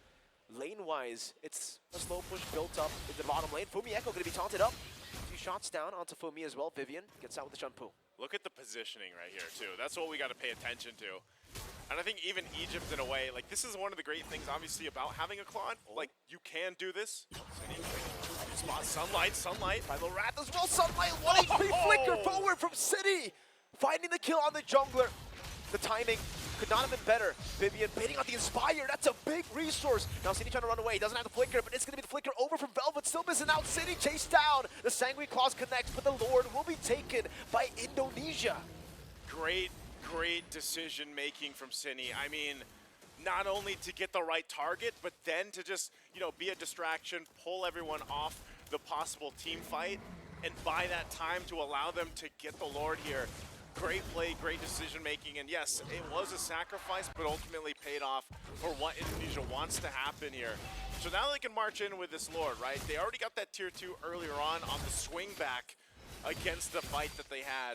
So Egypt, you know, we have to look at this. They've got great clear. This should relatively be an okay Lord to clear out, maintain the base turrets if they can, unless Indonesia just forces a fight and they're able to get a key target down early on. These waves are going to push in. We'll see how Egypt approaches this defense. Let's see. Again, clear is going to be pretty good. But whoa, Vivid taking a lot of damage. Good poke. They're trying definitely to actually bait out the Vengeance there. In the bottom lane, Vivid will be pushing it as well. The Enhanced Lord has already charged the mid lane. It's already very low. There's still going to be more mini waves to utilize. Now Nucci going to the bottom lane. Will be able to clear out the waves. And luckily, oh, Shell. Oh, gets a turret. Base turret number 1 taken down in the mid lane. And yeah, for Egypt, they don't really need to be too scared of Lords because they have a Melissa and a Sicilian. When it comes to wave clear, they've got it.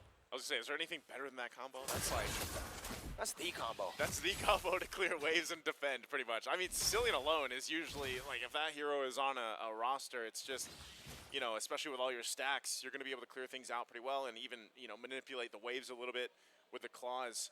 So they maintain the 2 base turrets, and I would say, you know, 16 minutes into the game, that's actually pretty good. It's just now, again, trying to get this space to work with. They know that they're a little bit exposed, they know what happened previously, and so I think something similar might happen here too. A lot of the placements for Indonesia. Vivian, she's fine, she's got an immortality. Jikundo's out, but I think that's the biggest factor here for Egypt is actually maintaining this space, maintaining a way of to not get bursted down, because all this is part of the plan, right? Indonesia's doing all this before that next Lord comes up. They're trying to put pressure on some of the buffs if they can, but Sunlight ultimately is going to be fine. We'll take a quick look here at the items before the next big fight, and even that immortality is going to be there. Both junglers pretty defensive. I mean, even looking at Vivol, right? She's covered her bases for physical defense and magic defense, plus a Winter's Crown, so she has that. So they can actually tank up quite a bit, and you're seeing that chart. That chart is just going to continue to climb too, especially for Nucci here. The further in they get to the game. This might be one of the first games here, Miracle, where we actually see a Sicilian get pretty, I would say almost Final Four, like pretty strong, you know? We haven't had too many games stretch the distance. Okay. Sunlight this time has the immortality though. But you can see Indonesia are actually already preparing for an ambush in the bottom lane. Chell will be the one sent to clear out this wave.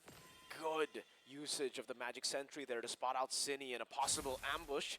Vivian in the mid lane also gets spotted, but Indonesia will just respect this pressure that Egypt can assert back towards them.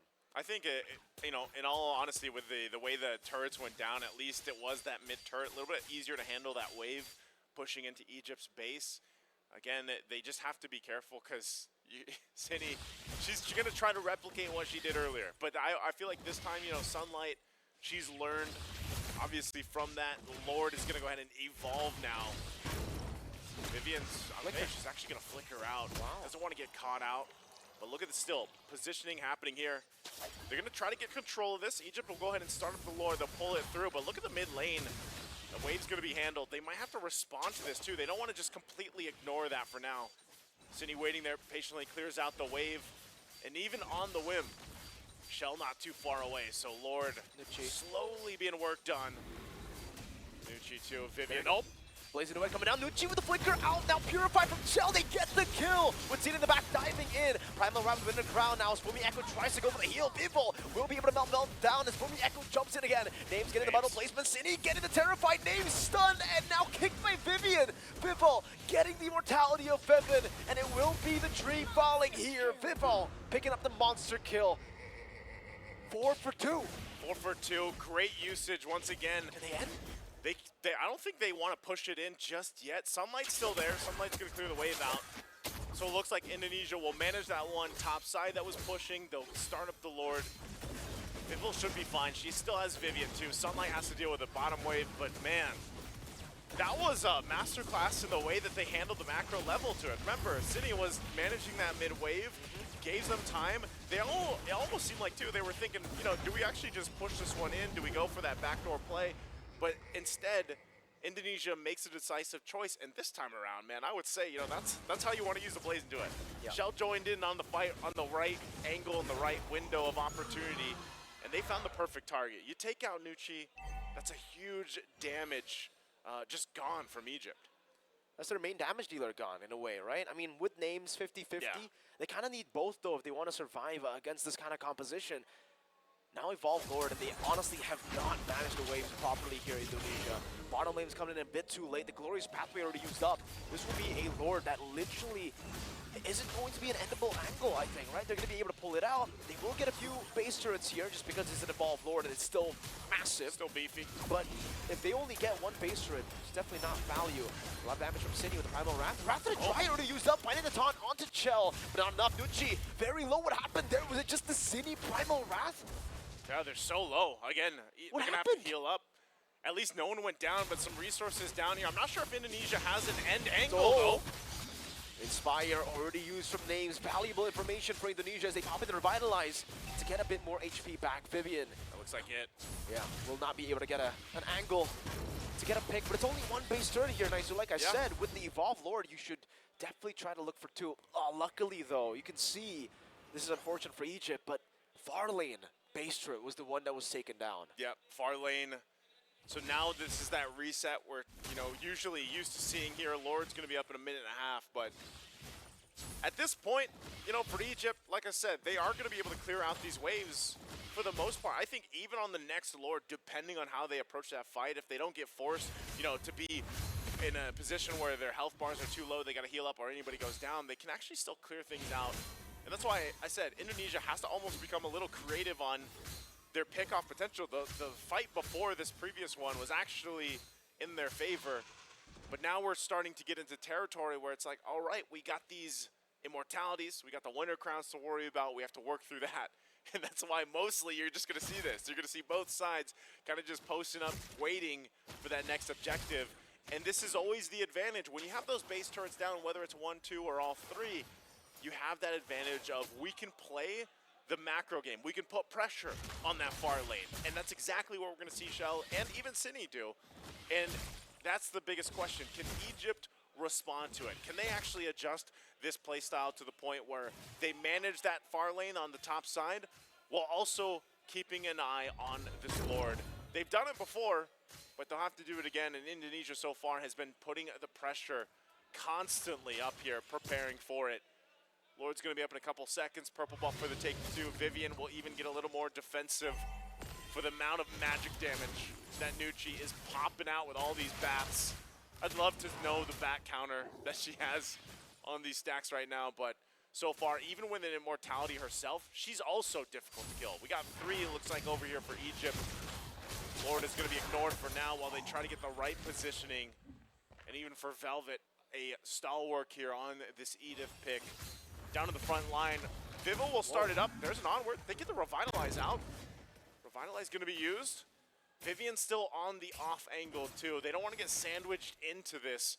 But Lord will be started up slowly. Oh, Velvet will almost lose all of her HP there. Right after trying to use up with the Winter Crown, and now the Immortality buy from Vibble will be able to bait out the Inspire out from Names. That's massive, an advantage for Cine. She pops in the Primal Rat. Now, Sunlight walking up, the Winter Dragon will lock her down. Winter Crown and the Immortality buy, and the Flicker out from the Fracture. wow. Pure mechanics from both these teams. Vivian getting the taunt down. Vivian slowly but surely getting basic attack, but still is able to escape with the Shunpu. No one dying in that skirmish. You see what I'm talking about? This is where you get into the territory of all these immortalities, the Winter Crowns. Vivian, she still has immortality. The Lord, man, this is the Evolved Lord. When you hold it for a bit, there's don't so wanna take much it. damage. Vivian almost just got her immortality taken away from the, little electrics. Yeah, I'm surprised. You know, I know Vivian also saw how low Vivian was, and she's like, yeah, maybe not. Maybe I won't. Not worth it. Not worth to go ahead and expose that. So ultimately, there was quite a bit used. So even though that no one went down in that fight, there's still some crucial things down, especially when you're talking about some of the flickers, some of those immortalities and Winter Crowns. You're seeing how much damage the Lord That is top doing. wave is massive, Naisu. Yep. Again, they're going to have to send Sunlight there to deal with it. Oh, They're going to hold it together. The Wait, best thing. Whoa! the second class wishing lantern, the glowing one, the take Chell is still able to survive just barely. How many stacks? How many stacks? One bad impact with the Sanguine Claws, and it just almost one-shot Chell. I think it's safe to say, Mirko, this is the final form Sicilian we've been waiting to see all tournament. Anucci is there. She's even still has the immortality. Names will keep it. Still pulled here for the Lord. Indonesia, how do they respond? Uh-oh, Velvet already getting Chung City. Not using the Primal Rat just yet. Will walk up. Vivian goes in early, losing immortality. Vivian very low. Now the kite back from Names. Pops in Inspire. From the Echo. Will be able to pop in the Winter Crown. City is waiting for an angle to go in. That's also Vivian walking for the Spirit of Alpha. City gets it and now runs away. It's a shutdown there. Chell goes in for the Blazing Duet. With nature a bit late from Names. Vivian walks up with the Jikundo, and that's the kick over to Vivian. But Names gets all of the space, a free hit. City will be caught. Sunlight burning down, but he's still able to survive. It's 3-0, but they get the Evolved Lord. I can't believe Cine got the Lord. That's a massive Lord to take. Even if it's just Fumi, Echo, and Shell, it might have ultimately just bought them more time in the game. You know, Names is going to hold down the mid lane. The rest of the team went back to deal with that top push. But man, talk about such close fighting. I mean, when have we seen the gold up to this point so far? And they'll clear this out. They'll deal with it. But you saw how much work it took Indonesia to actually go and make that happen. You know, they really delayed that take for the Lord. Cine somehow ends up getting it. Even when that Spear of Alpha from Vivel, she set things up. But again, Egypt, I'm surprised, man. Like, even for Names, it was almost impossible to get to Names and get that space you're looking for in Nucci. And so, you know, Shell, you saw the preview of that Blazing Duet used and how fast Shell had to go back with the BMI. She couldn't stay for long. And if she goes back and happens to catch a bad impact, man, she's going to be gone herself. So Indonesia has so many things to watch out for. The further along this game goes, Egypt will just continue to get stronger and stronger and stronger, to the point where then your bad impacts might be even one-shotting. Well, maybe not, but like a half healthing Vivian. If it gets to like 80 minutes, maybe, maybe Naisu. But yeah. When was the last time we had an 80-minute game? I mean, I don't think we've ever had an 80-minute game. All right, let's just say we get to the 40-minute mark. At least in a competitive like scene, right? Maybe in ranked games you see like an 80, maybe 90-minute game. Oh, good poke there. Shell? Shell popping the BMI, Sunlight, almost getting the angle to attack again. But at this point, right, Naisu, it's a team fighting advantage for Egypt. Yeah. Because of all their damage. But it's the macro advantage still for Indonesia because they have that far lane control. Turrets. That was before, though. Now, the Lord is going to be spawning up top, so it's the close lane from Egypt. They can actually constantly just rotate back and forth. And now, this puts more pressure on Indonesia because their advantage they had, they utilized so much for that team fight, they don't have it anymore. That far lane will probably be cleared up by Nucci pretty easily. Yeah, look at this. Again, you know, even with, at this point in the game, Nucci's able to handle most of these waves. And like I said, she still has the immortality. So part of this, too, is for Indonesia, you know, if they're looking for certain targets, you know, who do you get to? Well, Names has that ultimate herself that go away from me that keeps her pretty safe. And I'm almost wondering at this point if Indonesia just wants to go and play that macro level, like put enough pressure. I think they should. Maybe just put Shell on that far lane to just focus down the turret, possibly on the game. And Egypt's going to have to deal with that. They're going to have to handle that the best they can. Lord is now up. Again, this is a massive one. There's not been too many games, even in other tournaments, that we've seen get to this point. And so even these junglers, even these tankier heroes are going to deal with a lot of damage from this Lord, starting it up themselves. You can already see the focus from Indonesia on what they want to do and where they want to move around the map. Egypt themselves will go ahead and try to maintain the best they can. Names completely relying, you know, she doesn't have immortality. She believes she still has the witted nature though. But even then, they can't fully commit to this Lord. As Indonesia just kind of waits. They have to decide too. Shell's gonna put that pressure though on this bottom lane. It's interesting how they don't want to do anything around this bottom lane. Like the fact that they already have information of everybody's whereabouts, right? Febin was spotted earlier. The mid lane is clear there. And again, Names is up top, but they don't want to push into bottom lane at all. They don't want to put in or assert more pressure in a position where they should already have a man advantage. Number one, they know that. And honestly, late game, Claude should be able to just outplay the Nolan straight up. Mid lane Cine going for the terrifying way to Dragon. Oh, bit off there from the Echo. Nucci flickering out. Chell goes into Blazing Duet. The immortality is still there for Nucci as he buys into Winter Crown, but it's not in time to lose out on her life. Vivo goes into Spear of Alpha. City still in the midst of it all, dishing out some damage. Names the go away already used up. The Inspire no longer in her possession. She buys the Wind of Nature, but it's up against the magic and true damage of Vivo. Indonesia now the BMI. Sunlight's HP disintegrated, and Vivo will claim the kill, the elimination. 4-0 trade. Indonesia win out in a fight. 29 minutes in, and it's all just Velvet. It's Velvet left. One member for Egypt that can keep the dream alive. Indonesia will try to equalize with his last push. Velvet with a Primal Wrath kicked away from the base. You shall not hit our minions. 1-1 in the upper bracket finals. What a game. When was the last time we got almost to 30 minutes in? Wow, talk about a mental fortitude tester here, because for both teams, I mean, honestly, down to that last fight, Mirko, I didn't know if it was going to be Indonesia to get through all of that was thrown at them. I mean, even for the fact that you had Names, you know, posting up with the go away for me, she was able to withstand a lot of that damage, but luckily they found the right collapse down. And also for Vivian to be able to find Nucci with a kick, the way the Dragon finally dealing with that and then getting through the immortality, those all stacked up. And again, it was them putting enough pressure on that bottom lane to force something, you know, force some type of rotation to happen here. And then they just decided, like in a split second, you know what, let's just go ahead and team fight and make it happen. Crazy stuff, man. Crazy stuff from both these teams. Crazy things. I'd love to hear what a panel has to say about this, because this was a phenomenal game too. Do you like Guys, do you like it? We don't just like it, we love it. Thank you, Naisu. Thank you, Mirko, for the cast for game number 2 as Indonesia strikes back in this best of 3 in the upper bracket finals. I'm going to straight throw it over to our analysts because we have a lot to unpack there. And we'll straight catch it. Whoop. We got it. We got it. Good, good. Do I have it or do you? Okay. Oh no, this wasn't it. Cheers. I don't know what I caught. Okay. Better get it checked. All right. So, wow, Indonesia had to claw and crawl for that. And we saw that last bit Claude eventually, well, did pop off, but it was an uphill battle for Shell, and it was an uphill battle for the rest of Egypt. But here comes the veterancy, the experience we always talk about when it comes to Indonesia. We call that the Chinny shrub now.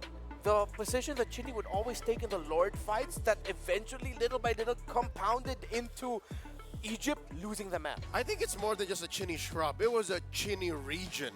Yeah. At some point, she held the purple buff hostage away from Sunlight. And mind you, this is from a winning position for Egypt. Egypt was in control up until Indonesia ran Egypt out of their tricks. Yeah. Because on paper, you'll see in a lot of these fights, Egypt had the, I don't want to say superior draft, but much like in game 1, the mechanics and the fundamentals that this draft brings to the table was just too much for an orthodox upfront approach. Yeah. Like you really had to problem solve what Egypt was putting on the table.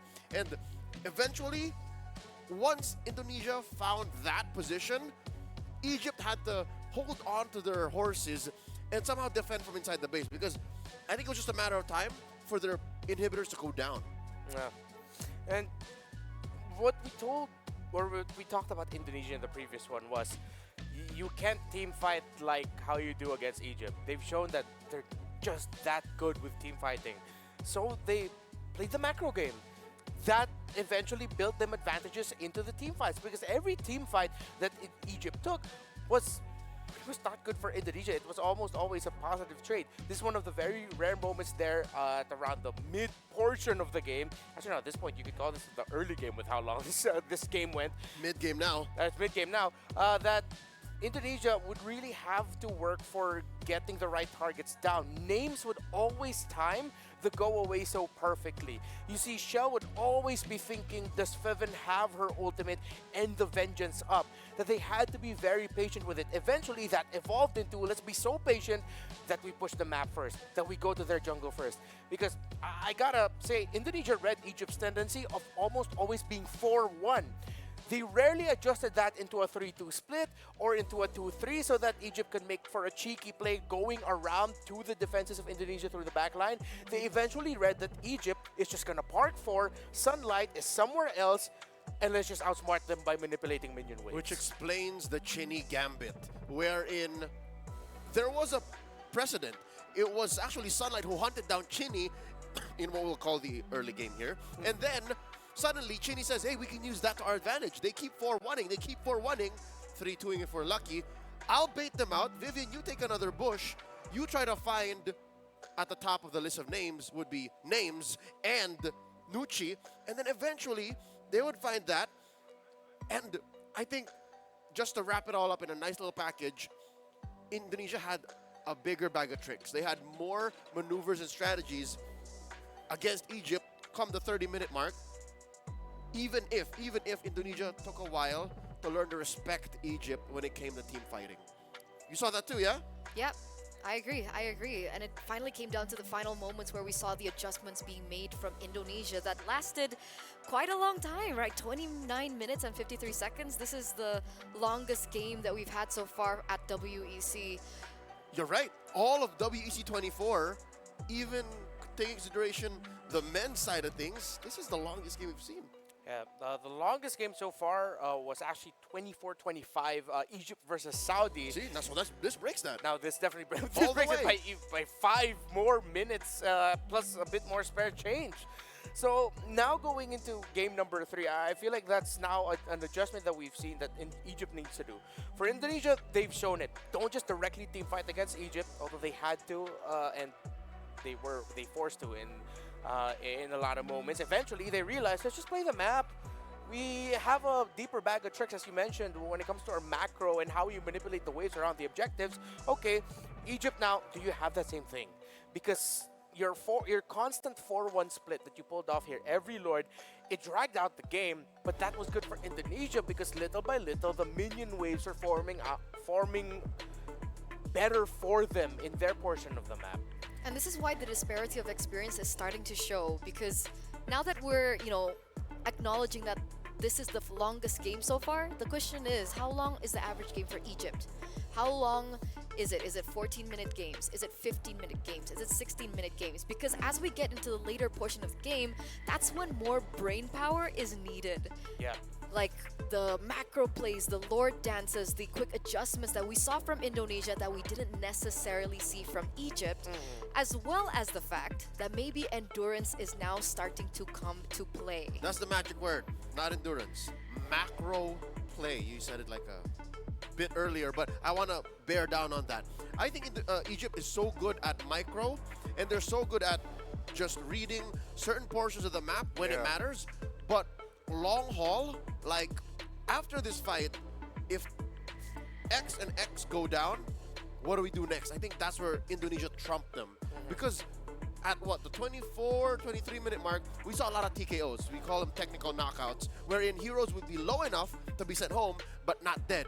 Indonesia are so good at dealing with that. Indonesia, not just Team Indonesia here, but even other teams from all the other leagues that play underneath Indonesia know how it feels like to be sent home just to be able to respond back, whether it be in your lane or in a fight. That's where I think Indonesia shined a lot. Yeah. So if they can figure that out and force those kind of situations, Egypt have to evolve. Egypt have to grow and adapt on the spot. Yeah, but just to make it clear again for everyone here, it wasn't always just a 4-1 split also by Indonesia, and it was just Chinny mirroring the Nolan. It was also sometimes Chinny plus Shell. And because of the 3-man team fight of the Valentina, Edith, and Hylos is so good, the Cho, Hylos, and the Alpha is so good, they can sustain, they can buy time. That's more than enough time for the Valentina and the Claude to make another thing happen in another part of the map. The problem is Egypt doesn't have that same liberty. Nope.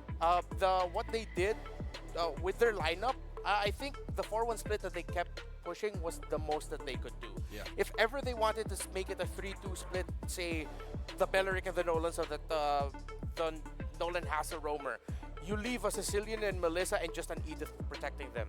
That's not the easiest task to do. So as much as we want to say Egypt didn't dig into their bag of tricks to answer what Indonesia did, their lineup also didn't allow that.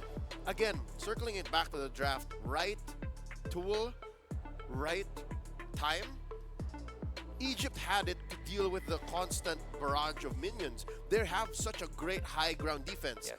But when it comes to taking control of the map, winning across the map and making plays, Indonesia had him trumped. They had the double lane from the Claude. They had the Valentina that could take the right ult and win duels even against a jungler. And they have the Hylos who can maybe not deal back as much damage as the Belleric, but can stop fights almost immediately. That's what I really wanted to highlight here, right? Despite everything that we're saying about Egypt not having that macro play as high of a ceiling as with, Team Indonesia, I do want to tip my hat off to how Egypt were playing earlier on, because even in top tier teams, having a Claude on the opposite side, we've seen so many moments where a Claude is able to go for a really good split push during these Lord takes because of the tunnel visioning that happens when you're in that moment and in that position. But every single time, it was Sunlight that was always sent down to make sure that didn't happen, because I was on the edge of my seat as we were watching that game. I was like, this is highly likely, highly possible that Shell goes in for a backdoor, or not a backdoor in this case, but a split push. Oh yeah. But that didn't happen at all. Egypt did what they could, or did a lot of very good things with a very good draft idea. It's just that eventually Indonesia got to adjust and find the loophole. Yeah. Again, not a bad draft, not a bad strategy. They were in the lead for a majority of the game. They were taking the names of Indonesia. Eventually, Indonesia found a way to find names and everyone else in Egypt. It's a very small adjustment that led to a massive result for Indonesia. And that's why it's not a discredit on Egypt. It's really just, man, Indonesia again. They just find the ways. Also, named as Melissa. It's so good. Bro. It's so good. Like, what was that? Like, the timing on Go Away, I even on the men's scene, I feel like if you plop that Melissa on that men's scene now, a lot of dudes are going to struggle against that Melissa. And it came to the point wherein Egypt did not have to worry about Indonesia finding that window between the go-aways. The go-aways very rarely were the line between life and death for names. It was almost always used for more than just protecting yourself.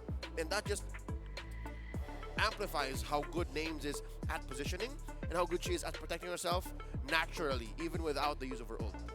The item swaps, bro. I'm impressed, guys. Yes. And so there it is. Indonesia have actually forced their way into game number 3. That was looking so close to a 2-0. Yep. This is, can we say that this is our tightest match Oh, definitely. up until this point? Yeah, by a country mile, with just the quality of the 2 games that we've seen so far, the quality of the drafting from both of these 2 teams. Again, I really appreciate that first pick that Egypt brought out. Again, we were going for that theory that maybe they're trying to somehow loosely pin down Fumi Echo in a way, and they sort of did. Fumi Echo is a EXP laner that we've always known to be very hyperactive, proactive around the map. It's starting, if it's not starting around Vivian, it's starting around Fumi. Here, she played a little bit more of a utility role. She still made it work. And then it was responded to by a Valentina, which I thought Indonesia wouldn't pick, but they went ahead and did it and paired it up with the Alpha. So, and then all the drafts with the Melissa Belleric there in the end. It's brilliant. It's just brilliant. I'm just like, I'm nerding out. If anything, that Edith very rarely is used as a scapegoat. Yeah. In blue, there's very few strengths you have now. But what you do have is a one pick. Say what you will about that usually being the power pick in the heyday of blue being the prio side. But in my opinion, what Egypt did here was, all right, let's pick a low cost, low investment hero that's good anyways in the hands of Velvet. And then let's let Indonesia move 1st. Let's allow Indonesia to make their bed, invest their 2-pick swing into what will eventually answer ours, and then we can adjust. So, according to plan, Edith, pow, Alpha, Valentina the answer. And then because of that, Egypt goes, we can afford to do it now. The answer to the Alpha, that's Nolan. And then the Valentina can't get to the Sicilian immediately. Do it. Nightshade, get to the Sicilian. And that worked out well. It's great drafting, really, by Egypt. First 3 picks that you could tell that was tailored. They prepared that for Indonesia, and Indonesia kept playing into it. Just that eventually the Valentina pickup, the go-to pickup when you're up against an Edith, even if it's in the EXP lane, Chinny pulled things off alongside everyone else in Indonesia, saying, we know where our Valentina is. Let's play around that and get that dub. So now let's welcome the drafting phase, ladies and gentlemen, for our final game in this best of 3 series. Again, Egypt still sticking with the same side that they have opted earlier, as well as the same bans that are actually coming through. Are we expecting any differences for this banning phase this time around? I don't think so. I think they can just keep running it. If ever, Indonesia might actually go commit a different trade by opening up the Suyo. So Suyo and Alpha will both be open in the drafts. They still might commit into Matilda Chip. Egypt, wouldn't be surprised if that is still a Jushin as their last ban. If ever, Indonesia with the last ban will be the one changing the tempo of the drafting. Yeah, watching Egypt play, the Jushin just totally ruins everything they try to do. Everything they stand for when it comes to team fighting. So this should be a Jushin. I don't think they would risk it being open. And honestly, I would not recommend the Jushin for Egypt. Based on how we saw them play and how we know Indonesia plays with the picks that they have, they'd be happy to go up against a Jushin. So still a good ban by Egypt. So now, is it an open Suyo? You force both teams to look into Alpha and Suyo. Oh no! It's still the same! Edith first pick again? I don't think you can pull that kind of gambit twice in a row. Unless you're that confident in Velvet's Edith. And it's just gonna be Egypt saying, hey, let's just try to run it back again. At this point, you're not gonna rush a Valentina, because you know the hero pool of Chinny, she has enough to actually answer that as well. So this time it's a change. They go for the Alpha now. It was a stellar performance by Vival. It was like 6-3 and 11, 6-3 and 14 in her the previous game. So that's why they decided to look into the respect. Yeah, Sunlight did well in game 1 on the Alpha too. So I think her playing more of the mouse in the cat and mouse relationship in game 2 might have changed their tempo. So this should be back in her wheelhouse, momentum-wise. What are we thinking here? Hylos Phovius? Hylos? XP jungle. It's got to be the XP jungle swing. Or rather, they don't have to rush the jungle because you already see the Alpha. Yeah. Could be a Roman XP. They also don't need to rush mid. Oh, they rush gold. Okay. Shell's had it. I don't like playing these out of meta picks anymore. Indonesia's gonna play to end this before 15 minutes. Power pick. Yeah, they're just chasing power picks, fast scaling right now. Again, you don't want as much as possible, don't want to see the Alpha plus the Harith together. Do you want to see the Lunox for Egypt? That would be a bit too greedy for my taste. Playing into what Indonesia want to do as well. Oh, okay, so they go into the...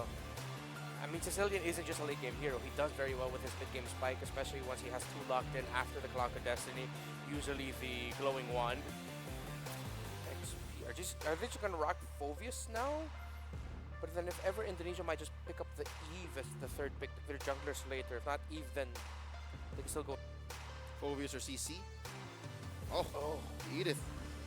Alright. Reverting to comfort. And they're forcing Indonesia to pick the Valentina. Which might actually be tougher this time around. With the Alpha on the board too. Yep. If I'm Indonesia, just go Eve, honestly. Do Yeah, they don't not fall for it. want to go for jungle here? Dolan? Not the Nolan. I mean, technically Vival has a lot of heroes in her under her belt. That's She can still X-Borg, like if it comes out in the second phase, unbanned. Tough thing about export is the Firaga armor might actually be burned down very quickly. But that is still an option that they could go for.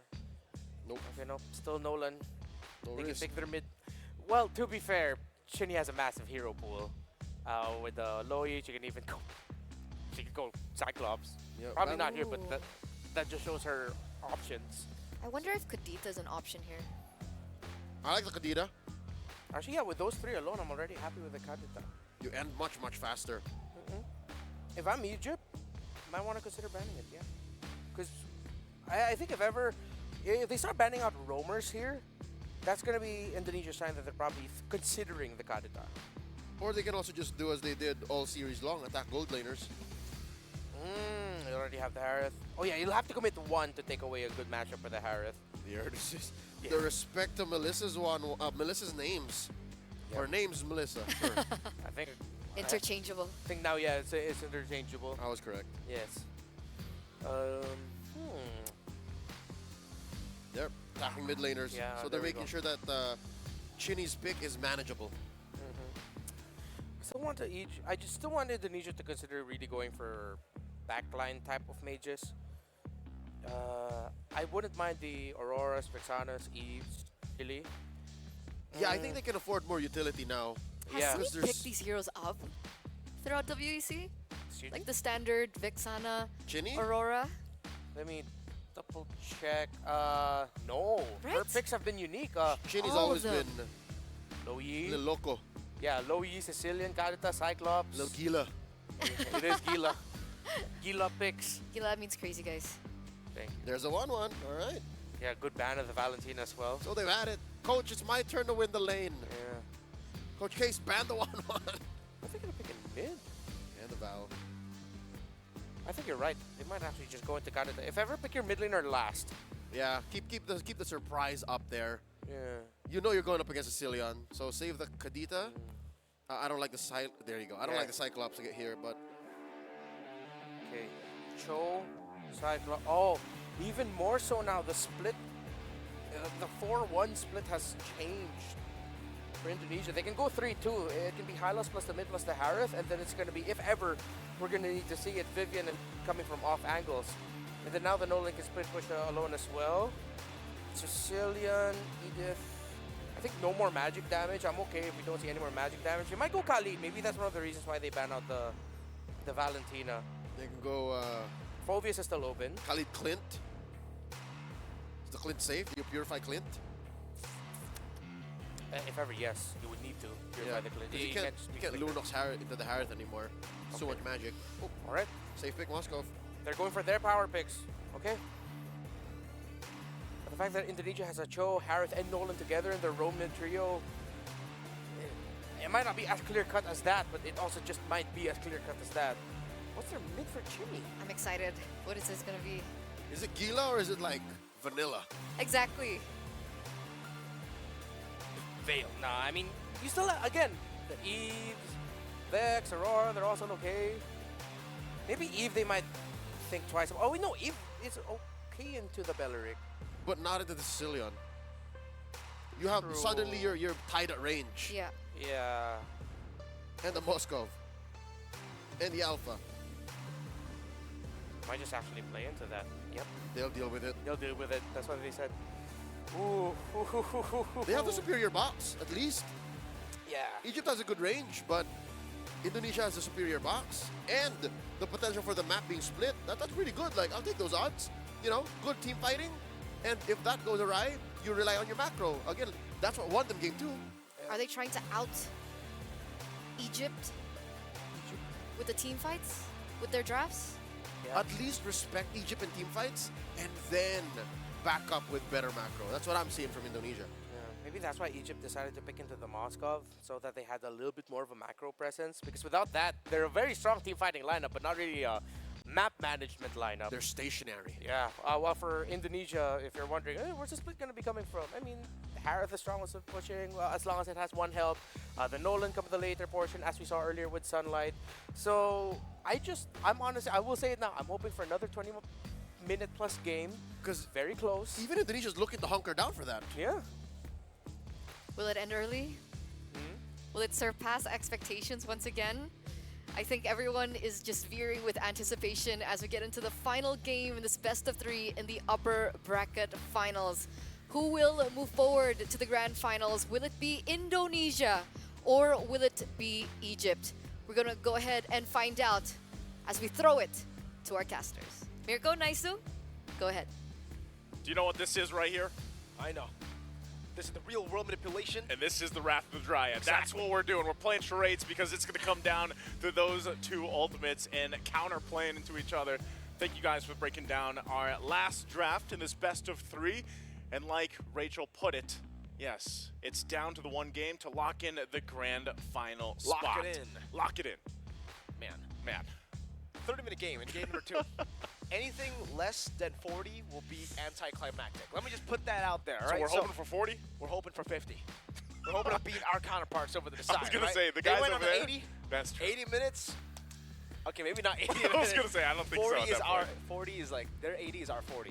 You know what I mean? It's about the 40 same, minutes. yeah. So yeah, 40-minute MLBB game definitely going to be fun. I don't think it's going to get that far though. Looking at the compositions, it definitely looks like Indonesia are going back to their roots. What made them so special throughout the tournament in the early portions all the way to the knockout stage as well is the fact that they just play for early to mid. They did. And I think part of that, too, again, is they went for their comforts. They did. Well, Egypt did too, technically. Yeah. I mean, they've been playing these heroes now at a very high level so far, just in this series alone, but even, of course, there are other games leading up to this point. And, specifically so, I think you have the fact that you have a Sicilian again. And whether the game goes to that distance, what we're hoping for or not, one thing's for sure is that Nucci's been really on point with it. I'm just hoping that because it's now 3 times in a row, that the counterplay doesn't just stop them from doing what they need to, or her what she needs to do, because I think even the same could be said where we saw the adjustments on the fly from Vivian, right? Even in game 2 on how she was approaching those team fights, how she was targeting Nucci or the right targets at the right time. And I would feel like, honestly, in game 3, they got that locked in here. So hopefully Nucci's able to move around the map because we're jumping into the 3rd and final game, the decider, to find out who's going to be moving forward for the grand final. And we take a look once again at the emblems here, falling into place, more or less the same. Nothing too crazy sticking out here. Still, you got that Primal Wrath over here for Velvet. But this time around, City's not going to be able to just take that, Yep. No Valentina, great ban that we saw earlier on. That's why it really is already super different the way Indonesia wants to tackle this game. Game number 2, still leaning heavily on a lot of outplay situations with Valentina to try to get these angles. But on a Yves, you're not as creative. All you need to do is just sit down, Just pop in the post up. RWM, post up, and try to get a win. So for Indonesia, much more straightforward here. But it's strange they went for the Yves here, plus the Nolan, right? The Nolan is kind of the opposite of the Yves. He wants to go for different angles. Vivian doing a good job here in the mid lane already, and Nucci has been a very annoying Sicilian, and that means really good, because, man, how do you get 4 kills at the start of the game? That's some ridiculous stats from Nucci. I mean, from game 1 to game 2, it was a little bit different of an early game 4, but nonetheless, she had a phenomenal time. So if Indonesia wants to win the series here and lock in that spot in the grand final, oh, hold on. Nucci might be forced to flicker, and yet that she does. Feven already utilizing her Revitalize, and so it's also a bit different. No Vengeance, it's Revitalize. Cine just zoning Nucci away from this wave. And that's why, when we saw, hold on. No, okay, they are going to miss that. So Sunlight won't land that. Thought she was going to be able to get that. But, we asked this earlier when we saw the Belric the previous game. That Vengeance was picked up. Okay, Vivian, she's... Oh! Taunt finds 2. Vivian with a flicker out. Oh, the Shunpu too. Wow. I thought for sure Vivian would have died there under the turret. But no, they survive. Vivo. Looks like Sunlight wants to actually walk up. I don't know if this is going to be a retry. Not worth it. Yeah, Sunlight chooses to just go onto the turtle. Okay, that 2 close moments already. Way too close. Even down in the goal lane, looks like, Shell's really kind of playing up a little bit aggressive. Oh. Sunlight's going to defensively use that Spear of Alpha. She'll take the purple buff instead. Both junglers focusing on getting these buffs, and they'll start it up. Indonesia looks to have the advantage in terms of the space for this first turtle. Sunlight waiting. She doesn't have the ultimate, though, but they're going to go for it. Yeah, good stun over to set up for the RWM. Now Sanguine Claws only onto Vivian. SOD will land as well, but for Egypt, they will just play it slow. They know Indonesia got the first turtle, no use of actually forcing out a fight. There's a whole lot of these exchanges happening early on, these little skirmish fights where, you know, battle spells are burnt out. Some of the ultimates, now that everybody does have those available, are going to be crucial here. Vivian, though, part of this is, wow, okay, I guess, you know, she was expecting to set things up with the ride. Look, gold lane, though. Yeah, Fracture used up already, and Names is definitely having a tough time this time around in the bottom lane against that Harith on the Moskov. Does look like Chell will respect it, though, despite the fact that Names is already very low. Notices that everybody's just been missing here. Might be rotating down below. Chell will cancel the recall. Man, always this crazy laner, Chell. What do we like better, man? Do we like the Revitalize more for the Belric? What does Gani like? He Flicker. He likes a flicker. He doesn't like Okay, Revitalize. that's right. Oh, a lot of damage up top. Oh, Velvet's going to be picked off. First blood over with the Fracture. City in the mid lane. Oh, the way to Dragon from Vivian a bit too late. Nucci was able to flicker in time. Sunlight Spear of Alpha. Good RWM to stop them from getting the kill out to Vivian. She's alive Nucci again? keeps on getting the bat impacts. Will be slowed down. City's very, very low. Fumieko will be trying to go in. And in the end, you can see that they have actually given Vivo so much space to take the entirety of the turret gold up top. You know, in moments like that, you might be wondering why. Why are they still there? Well, that's all part of the plan when it comes to the pressure across the map. Good decisions there, too, from Indonesia to be able to do that. And I'm still surprised, you know, this Vivian, she's gotten away multiple times now already, just with a sliver of HP left. All right. Vivian. Rapid try it, bait it out. That's all they wanted, right, Vivian? Comes back up, trying to go for an angle. Sanguine Claws from Nucci and the Bat Feast, too. A lot of poke down onto Cine. Good damage. Turtle's up, though, so on both sides, you know, some of these resources down. Talking about the two flickers. Even that Revitalize still not up. Chell. Zaman for Chell should be able to go for the outplay here. The Spear of Misery out as well, but Chell actually wants to go for the reinitiation all the way deep into Names. You gotta respect the damage from Sunlight. The Alpha's there, the SOD! Will she go for it? RWM locking Sunlight down. Sunlight will be slayed here. Vivian just walks up, goes for the kick, kicks her down, and it is a turtle 2 for Vival up top. This time it's already so different from game 1 and 2. I feel like there's so many of these instances from multiple members from Indonesia where they're threading the needle of life and death. How many times now getting away? Another initiation from Fumieko. Yeah, Glorious Pathway down to Nucci. They will respect it though. Vivian doesn't have a kick, so there's no real use to actually go in and commit that hard. I think part of this is literally the game plan of this. Let's get out that Revitalize.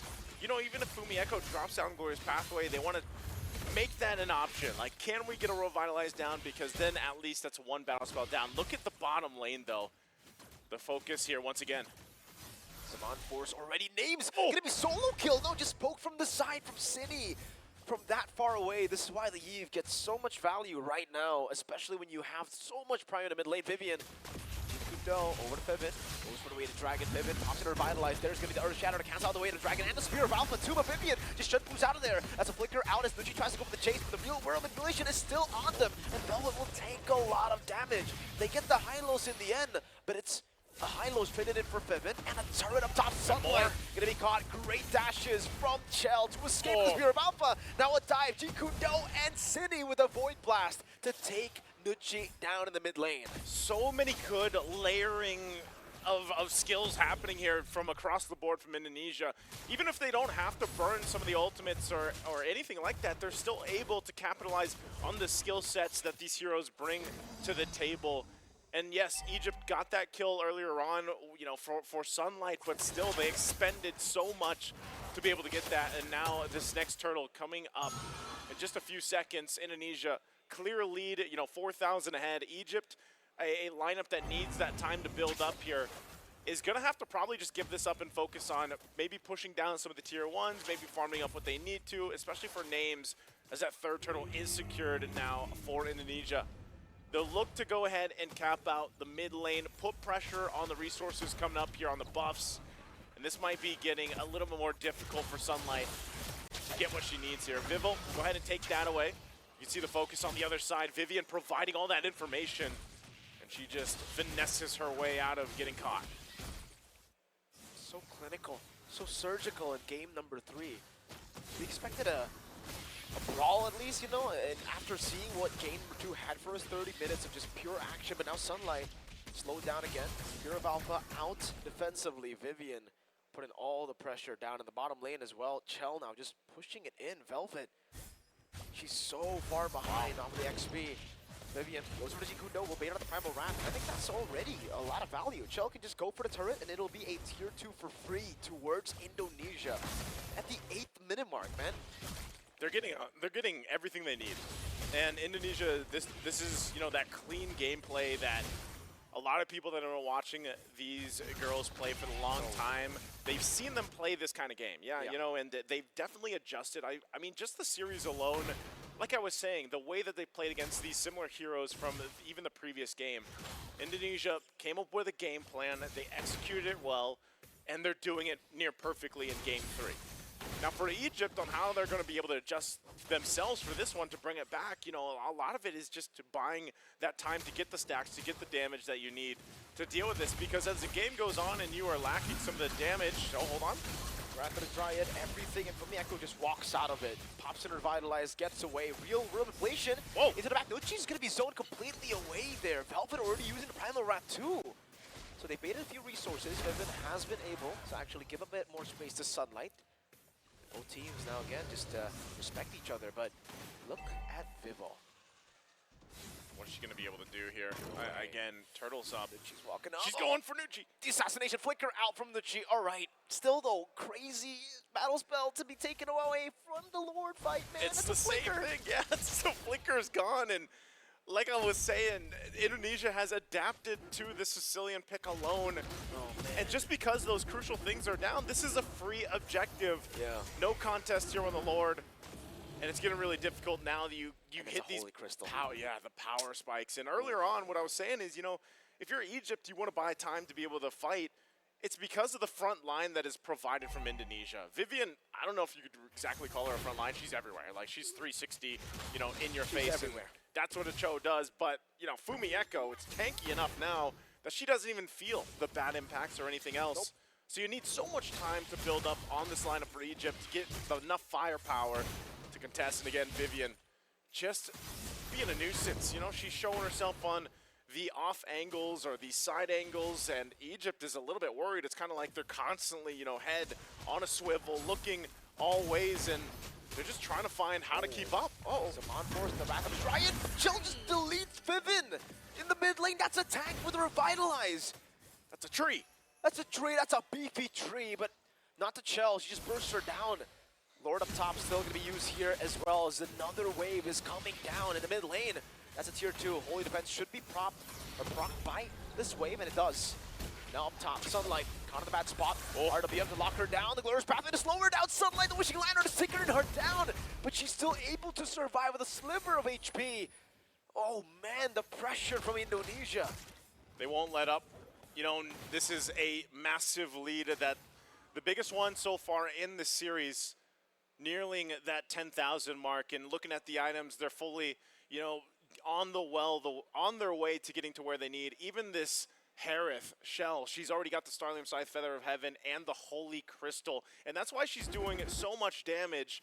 And that's not even, you know, discount the fact that there's Eve here setting up that box, the real world manipulation from Cine. That is just doing so much to a point that Egypt, even if they want to fight, they're spending most of their time trying to get out of the real world manipulation. They're just being worked on there whenever that death box is set up. So at this point, Egypt, it's looking grim, it's looking a little bit dire, but they have time. They have 50 seconds to go in and farm up to what they need to. Names specifically, at some point in the game, especially when this, you know, she gets more of these items locked in, she does just pick up a DHS. She might be able to help provide some of that damage towards that front line, but it's still the same. You're not even so much worried about just the front line. You got to be looking behind you too.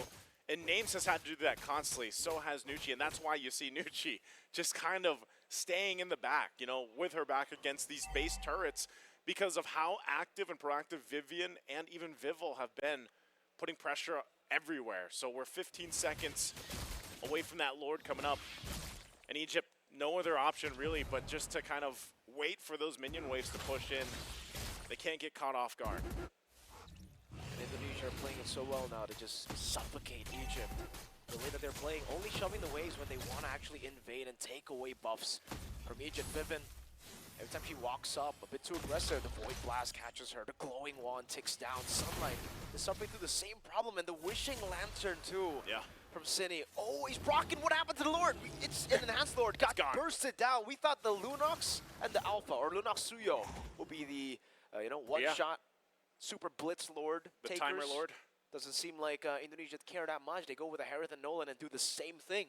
They do the same thing, and it's just showcasing how far ahead they are right now. 40,000 gold locked in for them, 10,000 ahead of what Egypt has, and that was a BOD picked up by Vivil. Vivil's whole job is literally just to jump into the back lane and burst someone down if she wants to. And with this Lord coming up, down on the bottom side, Egypt has a decision to make. How do they defend this? We always talk about the Sicilian being a great base defender. Well, I'm afraid at this game, like Nucci just has not had enough time to stack up those stacks for the bad impact. Names will also get in line. And so Indonesia eyeing the top mid. Every single turn as that Lord pushes in, they're going to be forced to fight. 4-man slow, the Glorious Pathway will slow them down. Pippin will just be poked out of existence by the RWM. Sunlight at the mid lane, trying to clear it out. The Fracture does a lot of damage. Sunlight will burst it down by Chell. The Void Blast coming down. Chell, Synchro Fission, almost taking Sunlight down. 2 base turrets out of nowhere. Vivian popping into the conceal. Name's already very low. That's a 3-man Jinku. No, it's a Way of the Dragon to bring Nucci all the way to the back. A wipeout before they ultimately end the game. A reverse sweep for Indonesia in Game 3 in a very, very quick game. Very quick adjustment coming out from Indonesia in game number 3 to secure their spot in the grand final. And it just feels like, once again, when it came down to the draft, they were able to counter pick into the Sicilian, into the Belric even. And this time around, just kind of stopping the momentum from Egypt. Nonetheless, great job from Egypt. One of the first teams to actually have Indonesia feel a little taste of defeat, but the reverse sweep comes in strong in this best-of-3 series. It looked so good at the start, even in Game 2. They were leading by so much gold, and you can already see that Egypt, slowly but surely, they're catching up. Yeah. They're rising to the level of a lot of teams that, to the team that we've been seeing as the most dominant force in women's MLBB. Indonesia, this tournament, they won't be able to get the full undefeated record. They have dropped 1 game, and that should give